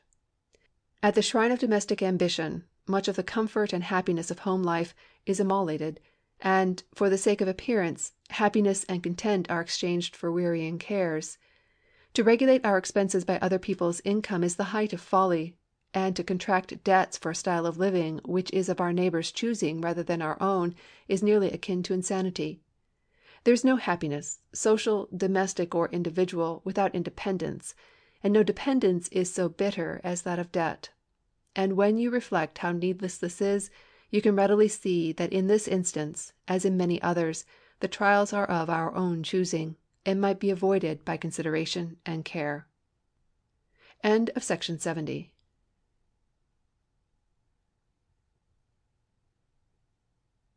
The Golden Gems of Life by Emory Adams Allen and S. C. Ferguson. Section 71. Husband and Wife. The true marriage is the result of years of mutual endeavor to please, and comes of patient efforts to learn each other's disposition and taste. This can be done by all who cherish right views of the duties and pleasures of the marriage relation.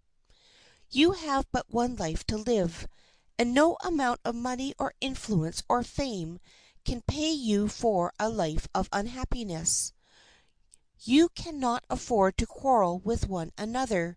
You cannot afford to cherish a single thought, to harbor a single desire, to gratify a single passion, nor indulge a single selfish feeling that will tend to make this union anything but a source of happiness to you.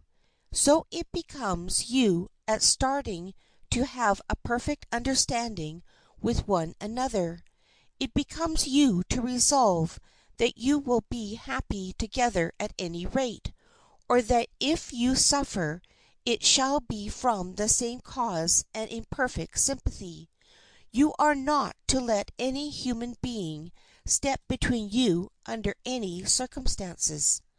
Human character, by a wise provision of Providence, is infinitely varied, and there are not two individuals in existence so entirely alike in their tastes, habits of thought, and natural aptitude that they can keep step with one another over all the rough places in the journey of life. There must be a leaning to one another. The compromise cannot be all on one side. You can be happy together if you will, but the agreement to be happy must be mutual. Draw your souls together and closer together from year to year. Get all obstacles out of the way.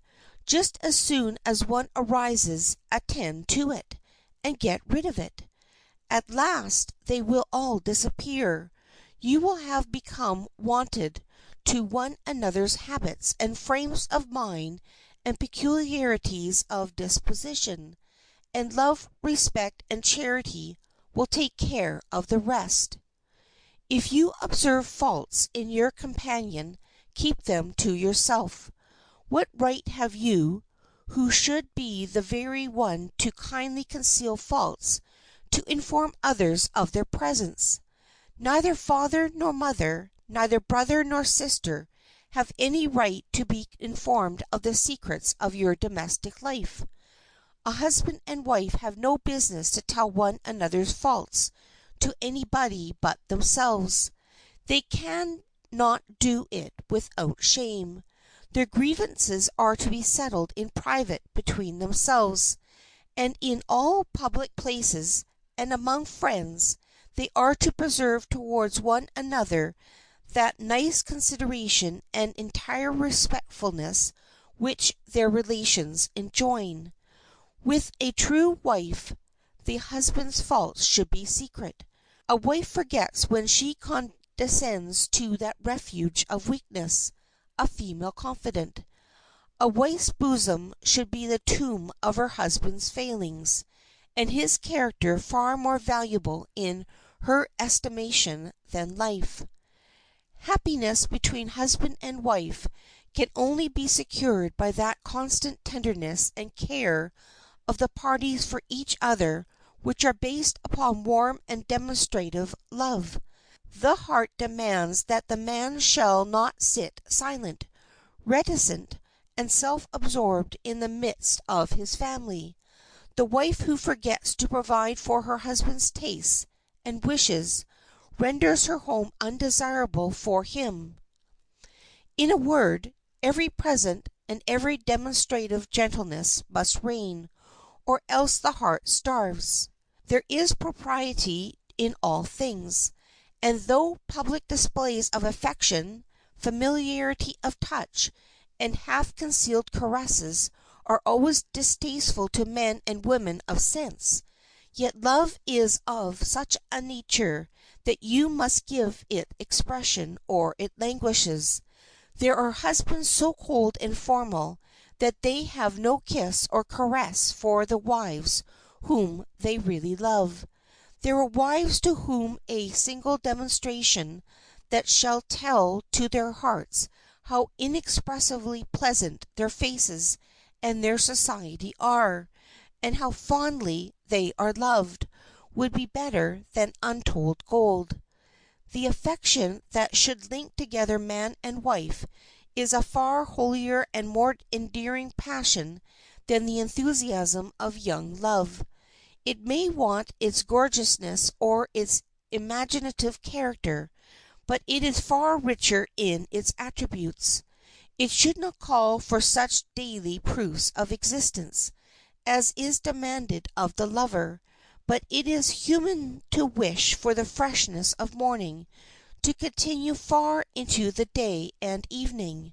True, it is vain to expect this, but humanity continually wishes for what cannot be, and, though the glow and sparkle of the morning of love will fade away, yet it should be as fades the bewitching charm of morning into the quiet splendor of the summer day.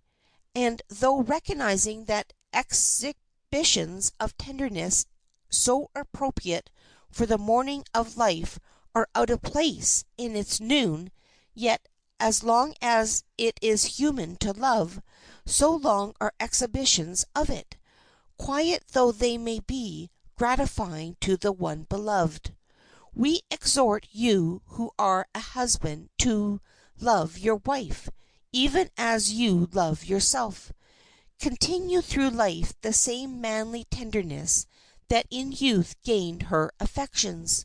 Reflect that though your bodily charms may not now be so great as then, yet that habit and a thousand acts of kindness have strengthened your mutual friendship. Devote yourself to her, and after the hours of business, let the pleasures which you most highly prize be found in her society. The true wife wishes to feel sure that she is precious to her husband, not useful, not valuable, not convenient simply, but that she is dear to him. Let her be the recipient of his polite and hearty attentions. Let her notice that her cares and loves are noticed, appreciated, and returned, her opinions asked, her approval sought, and her judgment respected. In short, let her only be loved, honored, and cherished in fulfillment of the marriage vow, and she will be to her husband a wellspring of pleasure. We exhort you who are wife to be gentle and considerate to your husband. Let the influence which you possess over him arise from the mildness of your manner and the discretion of your conduct. Whilst you are careful to adorn your person with new and clean apparel, for no woman can long preserve affections if she is negligent on this point, be still more attentive in ornamenting your mind with meekness and peace, with cheerfulness and good humor. Lighten the cares and chase away the vexations to which he is inevitably exposed in his commerce with the world by rendering, as far as in your power, his home pleasant. Keep at home. Let your employment and pleasures be domestic. What a man desires in a wife is her companionship, sympathy, and love. The way of life has many dreary places in it. A man needs a companion to go with him. A man is sometimes overtaken by misfortune. He meets with failure and defeat. Trials and temptation beset him, and he needs one to stand by and sympathize. All through life, through storms and through sunshine, conflicts and victory, man needs a woman's love. Let him think upon his duty in return for this love. You who have taken a wife from a happy home of kindred hearts and kind companionship, have you done what you could to make amends for the loss of those friends and companions? Remember what your wife was when you took her, not from compulsion, but from your own choice, a choice based on what you then considered her superiority to all others. She was young, perhaps the idol of her happy home. She was as gay and blithe as a lark, and the brothers and sisters at her father's cherished her as an object of endearment. Yet she left all to join her destiny with yours, to make your home happy, and to do all that woman's ingenuity could do to meet your wishes, and to lighten the burdens which might press upon you. Consult the tastes and disposition of your husband, and endeavor to give him high and noble thoughts, lofty aims, and temporal comforts. Let the husband see that you really have a strong desire to make him happy, and to retain the warmest place in his respect, his admiration, and his affection. Enter into all his plans with interest. Sweeten all his troubles with your sympathy. Make him feel that there is one ear always open to the revelation of his experiences, that there is one heart that never misconstrues him, that there is one refuge for him in all circumstances, and that in all weariness of body and soul there is one warm pillow for his head, beneath which a heart is beating with the same unvarying truth and affection, through all gladness and sadness, as the faithful chronometer suffers no perturbation of its rhythm, whether in storm or shine. End of section 71. Recording by Linda Marie Nielsen, Vancouver, BC.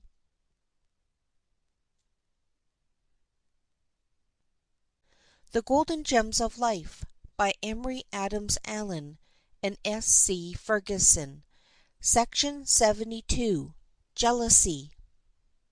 Trifles light as air are to the jealous confirmation strongs, as proofs of Holy Writ. Shakespeare. There is no passion more base, nor one which seeks to hide itself more than jealousy. It is ashamed of itself when it appears. It carries its stain and disgrace on its forehead. We do not wish to acknowledge it ourselves, it is so ignominious, but hidden in the character we would be confused and disconcerted if it appeared, by which we are convinced of our bad minds and debased courage.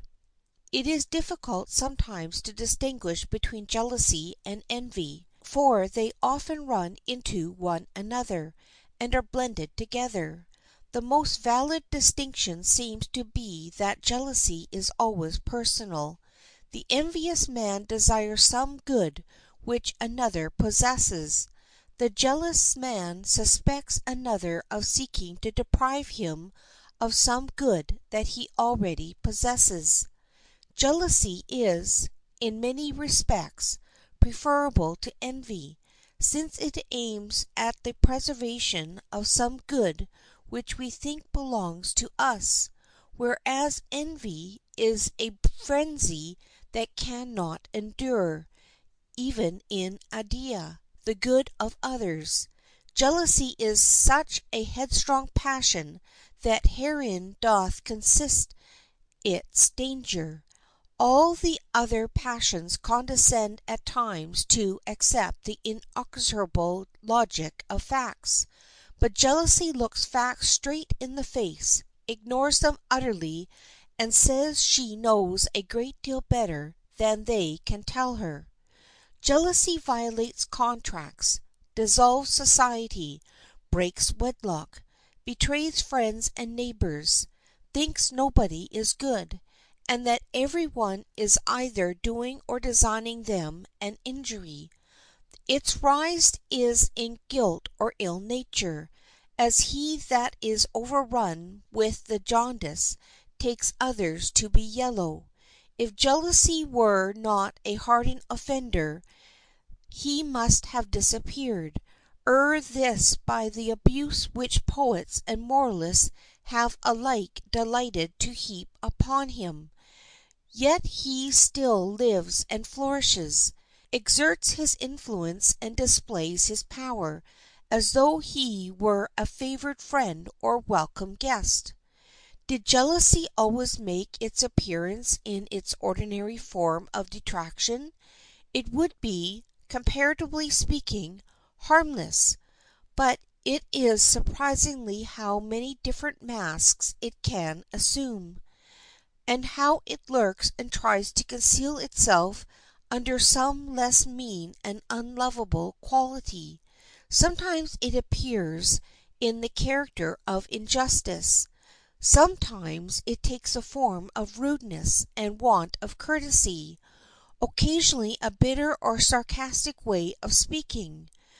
At other times it borrows the garb of a virtue, and shows itself under what might be mistaken for humility or sincerity, lying coiled up like a serpent under some flower, and darting forth its venomous sting, where and when you least expect to find it.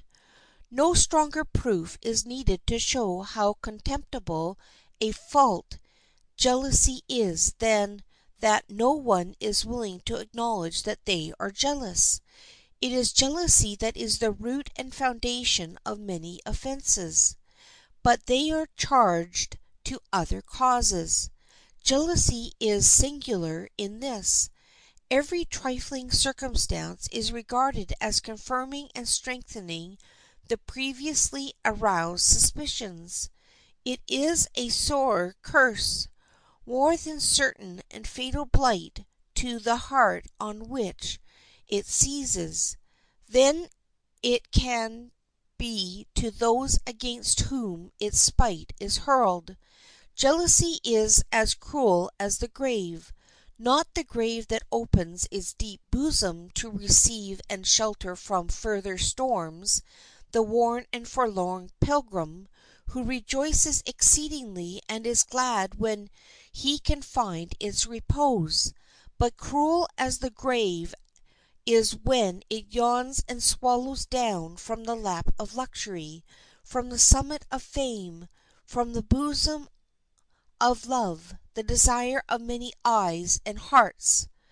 Among the deadly things upon the earth, or the sea, or flying through malarial regions, few are more noxious than jealousy, and of all mad passions there is not one that has a vision more distorted, or a more unreasonable fury. To the jealous eye white looks black, yellow looks green, and the very sunshine turns deadly lurid. There is no innocence, no justice, no generosity that is not touched with suspicion save just the jealous person's own. Once lodged within the heart, for life it rules ascendant and alone. It sports in solitude, it pants for blood, and rivers will not sate its thirst. Minds strongest in worth and valor stoop to meanness and disgrace before it. The meanest soul, the weakest, it can give courage to beyond the daring of despair. No balm can assuage its sting. Death alone can heal its wound. When it has once possessed a man, he has no ear but for the tale that falls like molten lead upon his heart. In nothing is jealousy more commonly shown than when under the fear that some one will supplant us in the affections of another. Here it assumes its most malignant form. Here its greatest distress is wrought.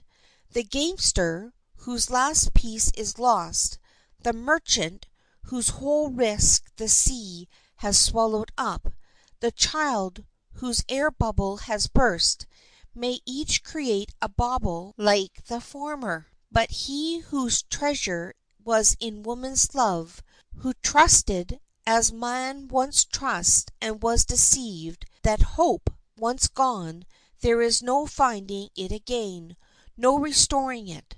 Let not any too rigorously judge the conduct of a jealous woman or a jealous man. Remember that the maniac suffers. To be sure, the suffering is from selfishness. Often it is without the shadow of a cause. But still it is suffering, and it is intense. Pity it, bear with it. You may yourself fall into temptation. It is said that jealousy is love. This is not true, for through jealousy may be procured by love, as ashes set by fire, yet jealousy extinguishes love, as ashes smother the flame. Jealousy may exist without love, and this is common. For jealousy can feed on that which is bitter no less than on that which is sweet, and is sustained by pride as often as by affection. The unfortunate habit of mind which makes one prone to jealousy cannot be too strenuously fought against. It were well to constantly remember that jealousy injures and pains no one so much as the person feeling it. It is a self-consuming fire, a self-inflicted torment, an arrow that falls back and wounds only the archer. It becomes one to cultivate a spirit of magnanimity toward all, and to strive to allay, by every means in his power, a too suspicious nature. It has been well said that there are occasions on which a man would have to be ashamed of himself not to have been deceived.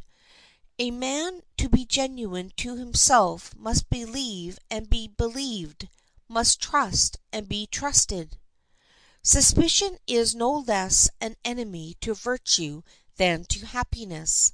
He that is already corrupt is naturally suspicious, and he that becomes suspicious will quickly become corrupt.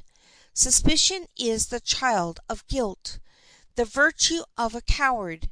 It is a vain and foolish pride, which would teach that every one is conspiring against your happiness or has designs on your reputation and business. The fact is, probably no one is thinking of you, yet your jealous disposition magnifies every little circumstance, and thus you are continually making yourself unhappy, when no real cause exists. You are to strive against such an unfortunate disposition at all times, and it can be eradicated. It is not the liberally educated, those who have read much and thought more, who are thus suspicious and jealous in disposition, but it is the narrow-minded, the illiterate, and the vulgar. End of section 72. Recording by Linda Marie Nielsen, Vancouver, BC.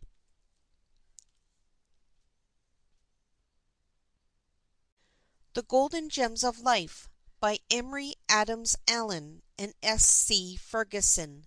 Section 73. Regret. For of all sad words of tongue or pen, the saddest are these, "It might have been." Whittier. There is not a word in the English tongue which signifies more than the word regret. It expresses every degree of pain in the gamut of sorrow, from the childish regret for a lost plaything, to the remorse which, when the sands of life are almost run, contemplates a wasted life. There are none who have not felt its potency, nor age escapes it, and such will ever be the case as long as it is human to err. But as pain and sickness are the sentinels which guard the life and health of the body, so it is regret which keeps conscience alive in man and sustains the moral faculties in the discharge of duty. Life is full of sorrowful scenes, so much that could not have been avoided. But how much added force there is to sorrow when we reflect that we are to blame, that we knew at the time that we were doing wrong, that we disregarded the warning voice of conscience, contemptuously rejected the proffered advice of others, and have nothing to extenuate the keen regret gathered with the harvest of sorrow sown by our own negligence. The profoundest sorrow is not brought upon us by the world, by its bitterness, its malice, its injustice, or its persecution. These indeed affect us, and make us wiser, more weak, or more brave. We can, if we choose, repel the world's wrongs. We can laugh at the injuries inflicted upon us, and hurl defiance upon them, or, if we cannot command this spirit, we may patiently endure what we do not resent. But the sorrows we bring upon ourselves by our own lack of discretion or heedless obstinacy, when regret adds its sting, then it is that we experience what real sorrow is. We can not then repel its attacks with indifference. Regret is the heart's sorrow for past offenses, the soul's prompting to better actions. Have you ever stood by the grave of one dear to you, and been compelled to remember how much happier you might have made that life which is now passed beyond your reach? Has the hasty or unkind word ever come back to you and repeated itself over and over, until you would gladly have given a year of your own life to have recalled it, and made it as if it never had been? Let us remember that those who are now living may soon be dead, and beware of adding to the things done that ought not to have been done, the things undone that ought to have been done. Many a heart has languished for the tenderness withheld in life, but poured out too late in remorse and unavailing regret. Let us be tender to our friends while they are with us, not wait till they are gone to find out their good qualities. Let us be kind and gentle now, and not wait for regret to tell us of duty undone. The way of life is so full of occasions that call forth real regret, that it would seem that there was little danger of manifesting regret where it was uncalled for and useless. Yet such spectacles are of daily occurrence. When one has done the best he can, he should let that fact console him, and not give way to causeless regret and a wish that he had done differently. Under the guiding light of the present, it is easy enough to discover the mistakes of the past, and it would be easy to make advantageous changes were we allowed to go back and commence anew in the journey of life. But alas, this is vain. What we should do is to learn by reason of regret from the lessons of the past that we become fully fitted for the duties of the present. Regret, if deep and hopeless, becomes remorse, which settles down over the heart with a crushing weight, driving from thence all hope, unless, indeed, the angel of forgiveness brings consolation to the soul. There are many walking the earth whose lives are shadowed by some great sorrow, to which is added the pain of regret caused by their own heedless and inconsiderate actions. With one, it is the sorrow of reputation gone. Some act of folly swept away the fair name founded on years of honest living. With another, it is the shadow of a grave dark and deep which covers the form of one whose death claimed, before he had redressed, something wrong done, careless perhaps, with no intention of lasting injury. Hasty and inconsiderate marriages cause much vain repining and regret. The happiness of life is gone. The hope of a home, endearing companionship, are fled, because hasty and inconsiderate action was taken where care and study was required. Of all regrets, the remorse that must accompany the closing moments of a misspent life must possess the sharpest sting. Life and its possibilities allowed to go to waste from a lack of consideration on our part.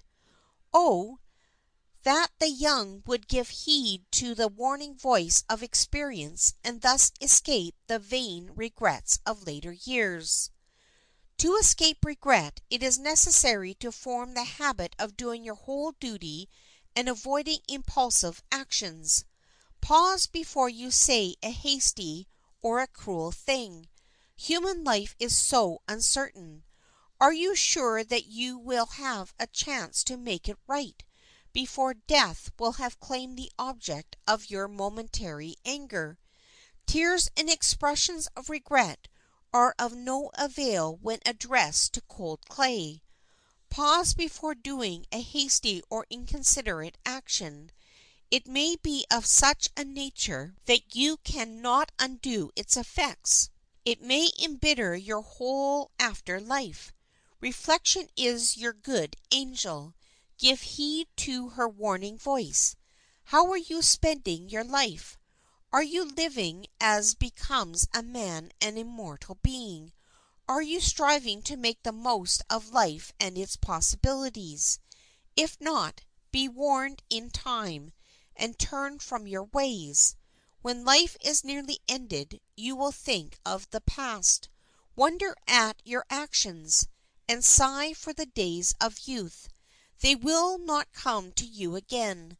Therefore, make the most of them now. Thus will you spare yourself many vain regrets, and your closing days will be days of peace. End of section 73. Recording by Linda Marie Nielsen, Vancouver, BC.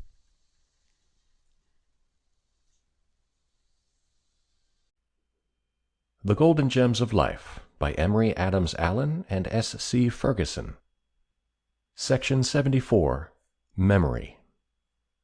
Lulled in the countless chambers of the brain, our thoughts are linked by many a hidden chain. Awake but one, and lo, what myriads arise! Each stamps its image as the other flies.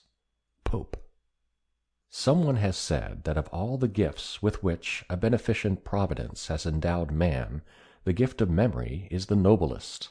Without it, life would be a blank, a dreary void, an inextricable chaos, an unlettered page cast upon the vast ocean of uncertainty. Memory is the cabinet of the imagination, the treasury of reason, the registry of conscience, and the council chamber of thought. It is the only paradise we are sure of always possessing. Even our first parents could not be driven out of it. The memory of good actions is the starlight of the soul. Memory tempers prosperity by recalling past distresses, mitigates adversity by bringing up the thoughts of past joys. It controls youth and delights old age. Memory is the golden cord binding all the natural gifts and excellences together, and though it is not wisdom in itself, still it is the primary and fundamental power without which there could be no other intellectual operations. Memory is often accused of treachery and inconsistency when, if inquired into, the fault will be found with the rest of ourselves. Although nature has wisely proportioned the strength and liberality of this gift to various intellects, yet all have it in their power to improve it by classing, by analyzing, and arranging the different subjects which successively occupy their minds. By these means habits of thought and reflection are required, which will materially conduce to the invigorating of the understanding, the improvement of the mind, and the strengthening and correction of the mental powers. A quick and retentive memory both of words and things is an invaluable treasure, and may be had by any one who will take the necessary pains. Educators sometimes, in their anxiety to secure a wide range of studies, fail to sufficiently impress on their scholars' minds the value of memory. This memory is one of the most valuable gifts God has bestowed on us, and one of the most mysterious. The more it is called upon to exercise its proper function, the more it is able to do, and there seems to be no limit to its power. It is not what one has learned, but what he remembers and applies that makes him wise. Still, memory should be used as the storehouse, not as a lumber room. The mind must be trained to think as well as remember, and to remember principles and outlines rather than words and sentences. It is an old saying that we forget nothing, as people in fever begin suddenly to talk the language of their infancy. We are stricken by memory sometimes, and old reflections rush back to us as vivid as in the time when they were our daily talk. We think of faces, and they return to us as plainly as when their presence gladdened our eyes and their accents thrilled in our ears. Many an affectation that apparently came to an end and dropped out of life one way or another was only lying dormant. A scent, a note of music, a voice long unheard, the stirring of the summer breeze may startle us with the sudden revival of long-forgotten feelings and thoughts. Memory can glean, but can never renew.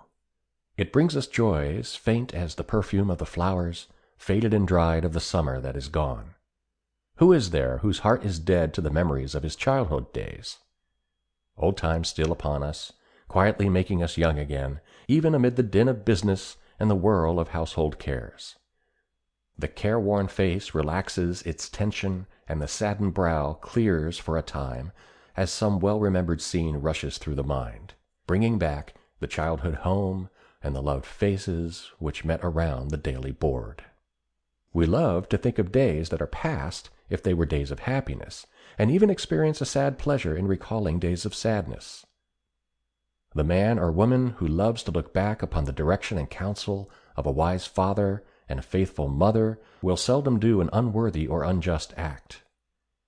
And we find the most degraded at times marveling as to what led them into sin, because the remembrance of a happy home is theirs, a home of purity, of a father's and mother's loving counsel and upright example.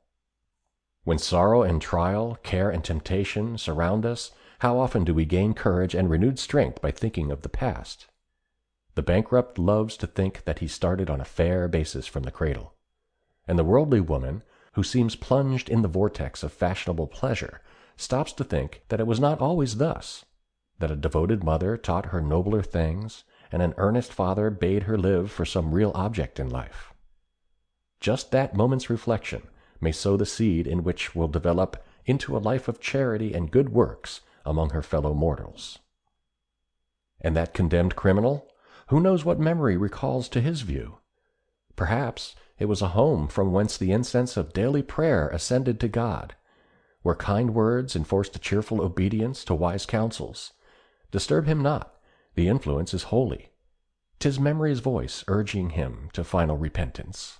We love to think of the unbroken circle, the curly heads of the children, in the various dispositions that marked them, the childish employments and aspirations, the mischievous pranks and merited punishment, and the quiet hour when the mother, gathering the little ones about her, told them of the better life to come, and sought earnestly to teach them that here below we live as schoolchildren, gaining an education that shall fit us for the brighter home hereafter. But these thoughts are not altogether of joyous scenes. Change and death appeared on the scene, and strangers came to dwell in the home of our childhood. It is strange what slight things suffice to recall the scenes of childhood. A fallen tree, a house in ruins, a pebbly bank, or the flowers by the wayside arrest our steps and carry the thoughts back to other days. In fancy we again visit the mossy bank by the wayside, where we so often sat for hours drinking in the beauty of the primrose with our eyes, the sheltered glen, darkly green, filled with the perfume of violets that shone in their intense blue like another sky spread upon the earth. The laughter of merry voices, all are brought back to memory by the simplest causes. The reminiscences of youth are a trite theme, but it possesses an interest which the world cannot dislodge from our breasts. If all then was not uninterrupted sunshine, yet the clouds flew rapidly by and left no permanent shade behind them, as do those of mature years. From the covenants of friendship then we thought in after days to enjoy the benefits and treasures of love. But the forces of life have driven us asunder, and swept away all but the memory of the past. How different the contrast in thoughts and feelings then and now! Then it was the trusting confidence of childhood. Now it is the doubting mind that hath tasted of the world's insincerity. We had faith then, but we have doubts now. The heart must, nay, It has grown old and is full of cares. It will relate at length the history of its sorrows, but it has few joys to communicate. Memory seldom fails when its office is to show us the tomb of our buried hopes. Joy's recollection is no longer joy, but sorrow's memory is a sorrow still. The memory of past favors is like a rainbow, bright, beautiful, and vivid, but it soon fades away. The memory of injuries is engraved on the heart and remains forever.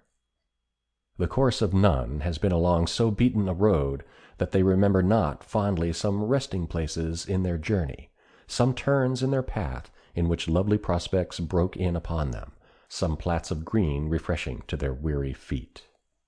Someone has said, "Memory is ever active, ever true. Alas, if it were only as easy to forget." Memory is a faithful steward, and holds to view many scenes over which we would fain drop the curtain of oblivion and let the dust of forgetfulness cover them from view.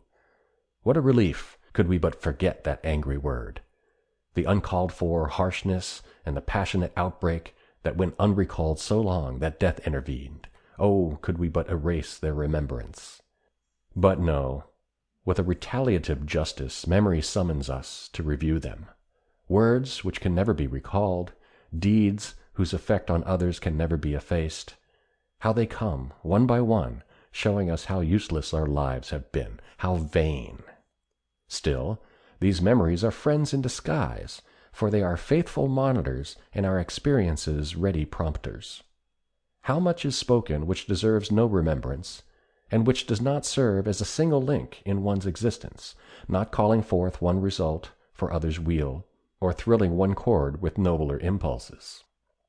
How beautiful to distinguish the pearls in the rush of events, this torrent of scenes, both sad and pleasing.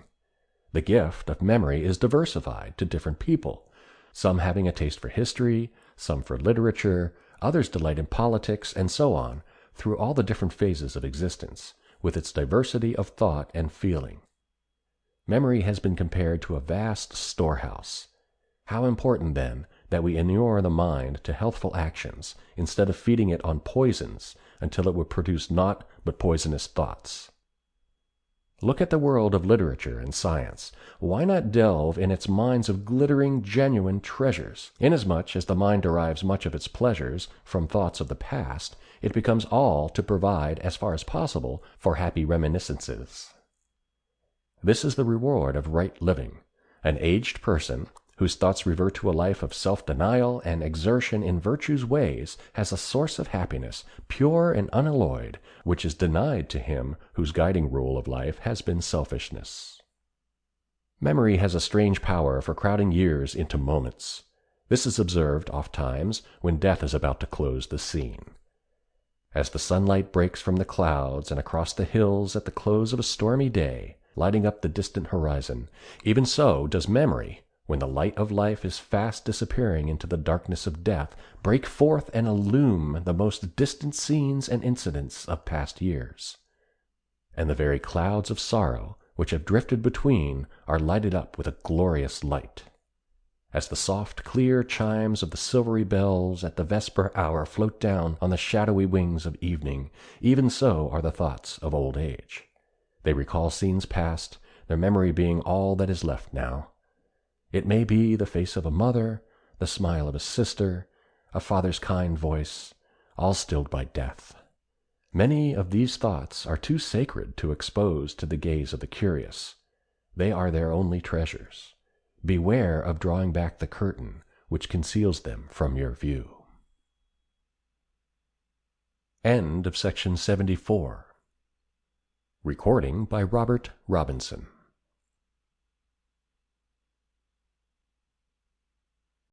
The Golden Gems of Life by Emory Adams Allen and S. C. Ferguson.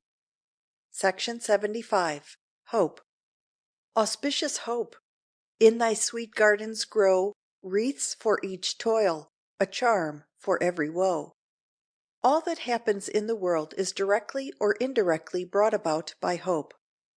Not a stroke of work would be done were it not in hopes of some glorious reward. It matters not that it generally paves the way to disappointment.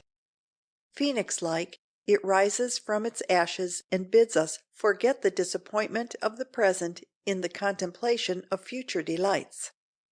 Hope, then, is the principal antidote which keeps our hearts from bursting under the pressure of evils.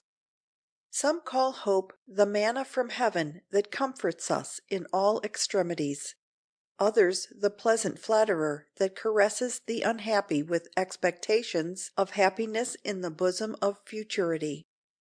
But if hope be a flatterer, she is the most upright of all the flattering parasites, since she frequents the poor man's hut as well as the palace of his superiors. It is common to all men. Those who possess nothing more are still cheered by hope. When all else fails us, hope still abides with us. Used with a due prudence, hope acts as a healthful tonic; intemperately indulged, as an enervating opiate. The vision of future triumph, which at first animates exertion, if dwelt upon too strongly, will usurp the place of the reality, and noble objects will be contemplated, not for their own inherent worth, or with a design of compassing their execution, but for the day dreams they engender. Hope sheds a sweet radiance on the stream of life, and never exerts her magic except to our advantage. We seldom attain what she beckons us to pursue, but her deceptions resemble those which the dying husbandman in the fable practised upon his sons, who, by telling them of a hidden mass of wealth which he had buried in his vineyard, led them so carefully to delve the ground that they found indeed a treasure, though not in gold, in wine. Reasonable hope is endowed with a vigorous principle. It sets the head and heart to work, and animates one to do his utmost, and thus, by perpetually pushing and assuring, it puts a difficulty out of countenance, and makes a seeming impossibility give way. Human life hath not a surer friend, nor, many times, a greater enemy than hope. It is the miserable man's God, which, in the hardest grip of calamity, never fails to yield him beams of comfort. It is the presumptuous man's devil, which leads him awhile in a smooth way, and then lets him break his neck on the sudden. How many would die, did not hope sustain them? How many have died by hoping too much? This wonder may we find in hope, that she is both a flatterer and a true friend. True hope is based on energy of character. A strong mind always hopes, and has always cause to hope, because it knows the mutability of human affairs, and how slight a circumstance may change the whole course of events. Such a spirit, too, rests upon itself. It is not confined to partial views, or to one particular object, and if at last all should be lost, it has saved itself its own integrity and worth. It is best to hope only for things possible and probable. He that hopes too much shall deceive himself at last, especially if his industry does not go along with his hopes, for hope without action is a barren undoer. Hope awakens courage, but despondency is the last of all evils. It is the abandonment of good, the giving up of the battle of life with dead nothingness. When the other emotions are controlled by events, hope remains buoyant and undismayed, unchanged, amidst the most adverse circumstances. Causes that effect, with depression, every other emotion appear to give fresh elasticity to hope. No oppression can crush its buoyancy. From under every weight it rebounds. Amid the most depressing circumstances it preserves its cheering influence. No disappointment can annihilate its power. No experience can deter us from listening to its sweet illusions. It seems a counterpoise for misfortune, an equivalent for every disappointment. It springs early into existence. It abides through all the changes of life, and reaches into the futurity of time. In the midst of disappointments it whispers consolation, and in all the arduous trials of life It is a strong staff and support. If, in the warmth of anticipation, it prepares the way for the very disappointments to which it afterwards administers relief, it must be confessed that, in the severer inflictions of adversity, which come upon us unlooked for, and where previously the voice of sorrow was never heard, it then appears like an angel of mercy, and frequently assuages the anguish of suffering, and wipes the dropping tears from the eyes. Hope lives in the future, but dies in the present. Its estate is one of expectancy. It draws large drafts on a small credit, which are seldom honored when presented at the bank of experience, but have the rare faculty of passing readily everywhere. Hope calculates its schemes for a long and durable life, presses forward to imaginary points of bliss, and grasps at impossibilities, and, consequently, very often ensnares men into beggary, ruin, and dishonor. Hope is a great calculator, but a poor mathematician. Its problems are seldom based on true data, and their demonstration is more often fictitious than otherwise. There is a morality in every true hope which is a source of consolation to all who rightly seek it. It is a good angel within that whispers of triumph over evil, of the success of good, of the victory of truth, of the achievement of right. It hopeth all things. It is a strong ingredient of courage. Under its guiding light what great events have been wrought to a successful completion. It is a friend of virtue. Its religion is full of glorious anticipations. It encourages all things good, great, and noble. It is not surprising when we reflect on the nature of hope that we find it to be such a mainspring to human action. It is the parent of all effort and endeavor, and every gift of noble origin is breathed upon by hope's perpetual breath. It may be said to be the moral engine that moves the world and keeps it in action. Every true hope which has its object for some great and noble design is an unexpressed prayer, which flies on angels' wings to the throne of God, and returns to the struggling one a precious benison of inspiration to go forth on his errand of good.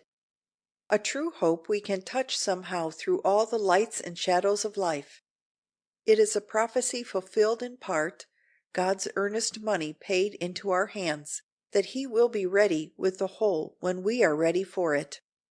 It is the sunlight on the hilltop when the valley is dark as death, the Spirit touching us all through our pilgrimage, and then soaring away with us into the blessed life, where we may expect either that the fruition will be entirely equal to the hope, or that the old glamour will come over us again and beckon us on forever as the choicest gift heaven has to give. Hope deferred, saith the proverb, maketh the heart sick. But we are prone to be too dictatorial as to how we enjoy life, too positive. We must not determine that their fulfillment must come in just the way we wish, or else we will be miserable in the grief of disappointment. It is not for man wholly to determine his steps. Sometimes what he thinks for his good turns out ill, and what he thinks a great evil develops a great blessing in disguise. It is folly, almost madness, to be miserable because things are not as we would have them, or because we are disappointed in our plans. Many of our plans must be defeated for our own good. A multitude of little hopes must every day be crushed, and now and then a great one. But while we may all be wrong in our thoughts of the special form in which our blessing will come, we need not fail of the blessing. It may be like the mirage, shifting from horizon to horizon as we plod wearily along. But in the fullness of God's own time we shall reap if we faint not. There is always a sadness in the dying of a great hope. It is like the setting of the sun. The brightness of our life is gone. Shadows of the evening fall behind us, and the world seems but a dim reflection of itself, a broader shadow. We look forward into the lonely night. the soul withdraws itself. Then stars arise, and the night is holy. Hopes and fears checker human life. The one serves to keep us from presumption, the other from despair. Hope is the last thing that dieth in man. Though it may be deceptive, yet it is of this good use to us, that while we are traveling through this life it conducts us in an easier and more pleasant way to our journey's end. There is no one so fallen but that he may have hopes, nor is any so exalted as to be beyond the reach of fears. When faith, temperance, and other celestial powers left the earth, says one of the ancient writers, hope was the only goddess that stayed behind.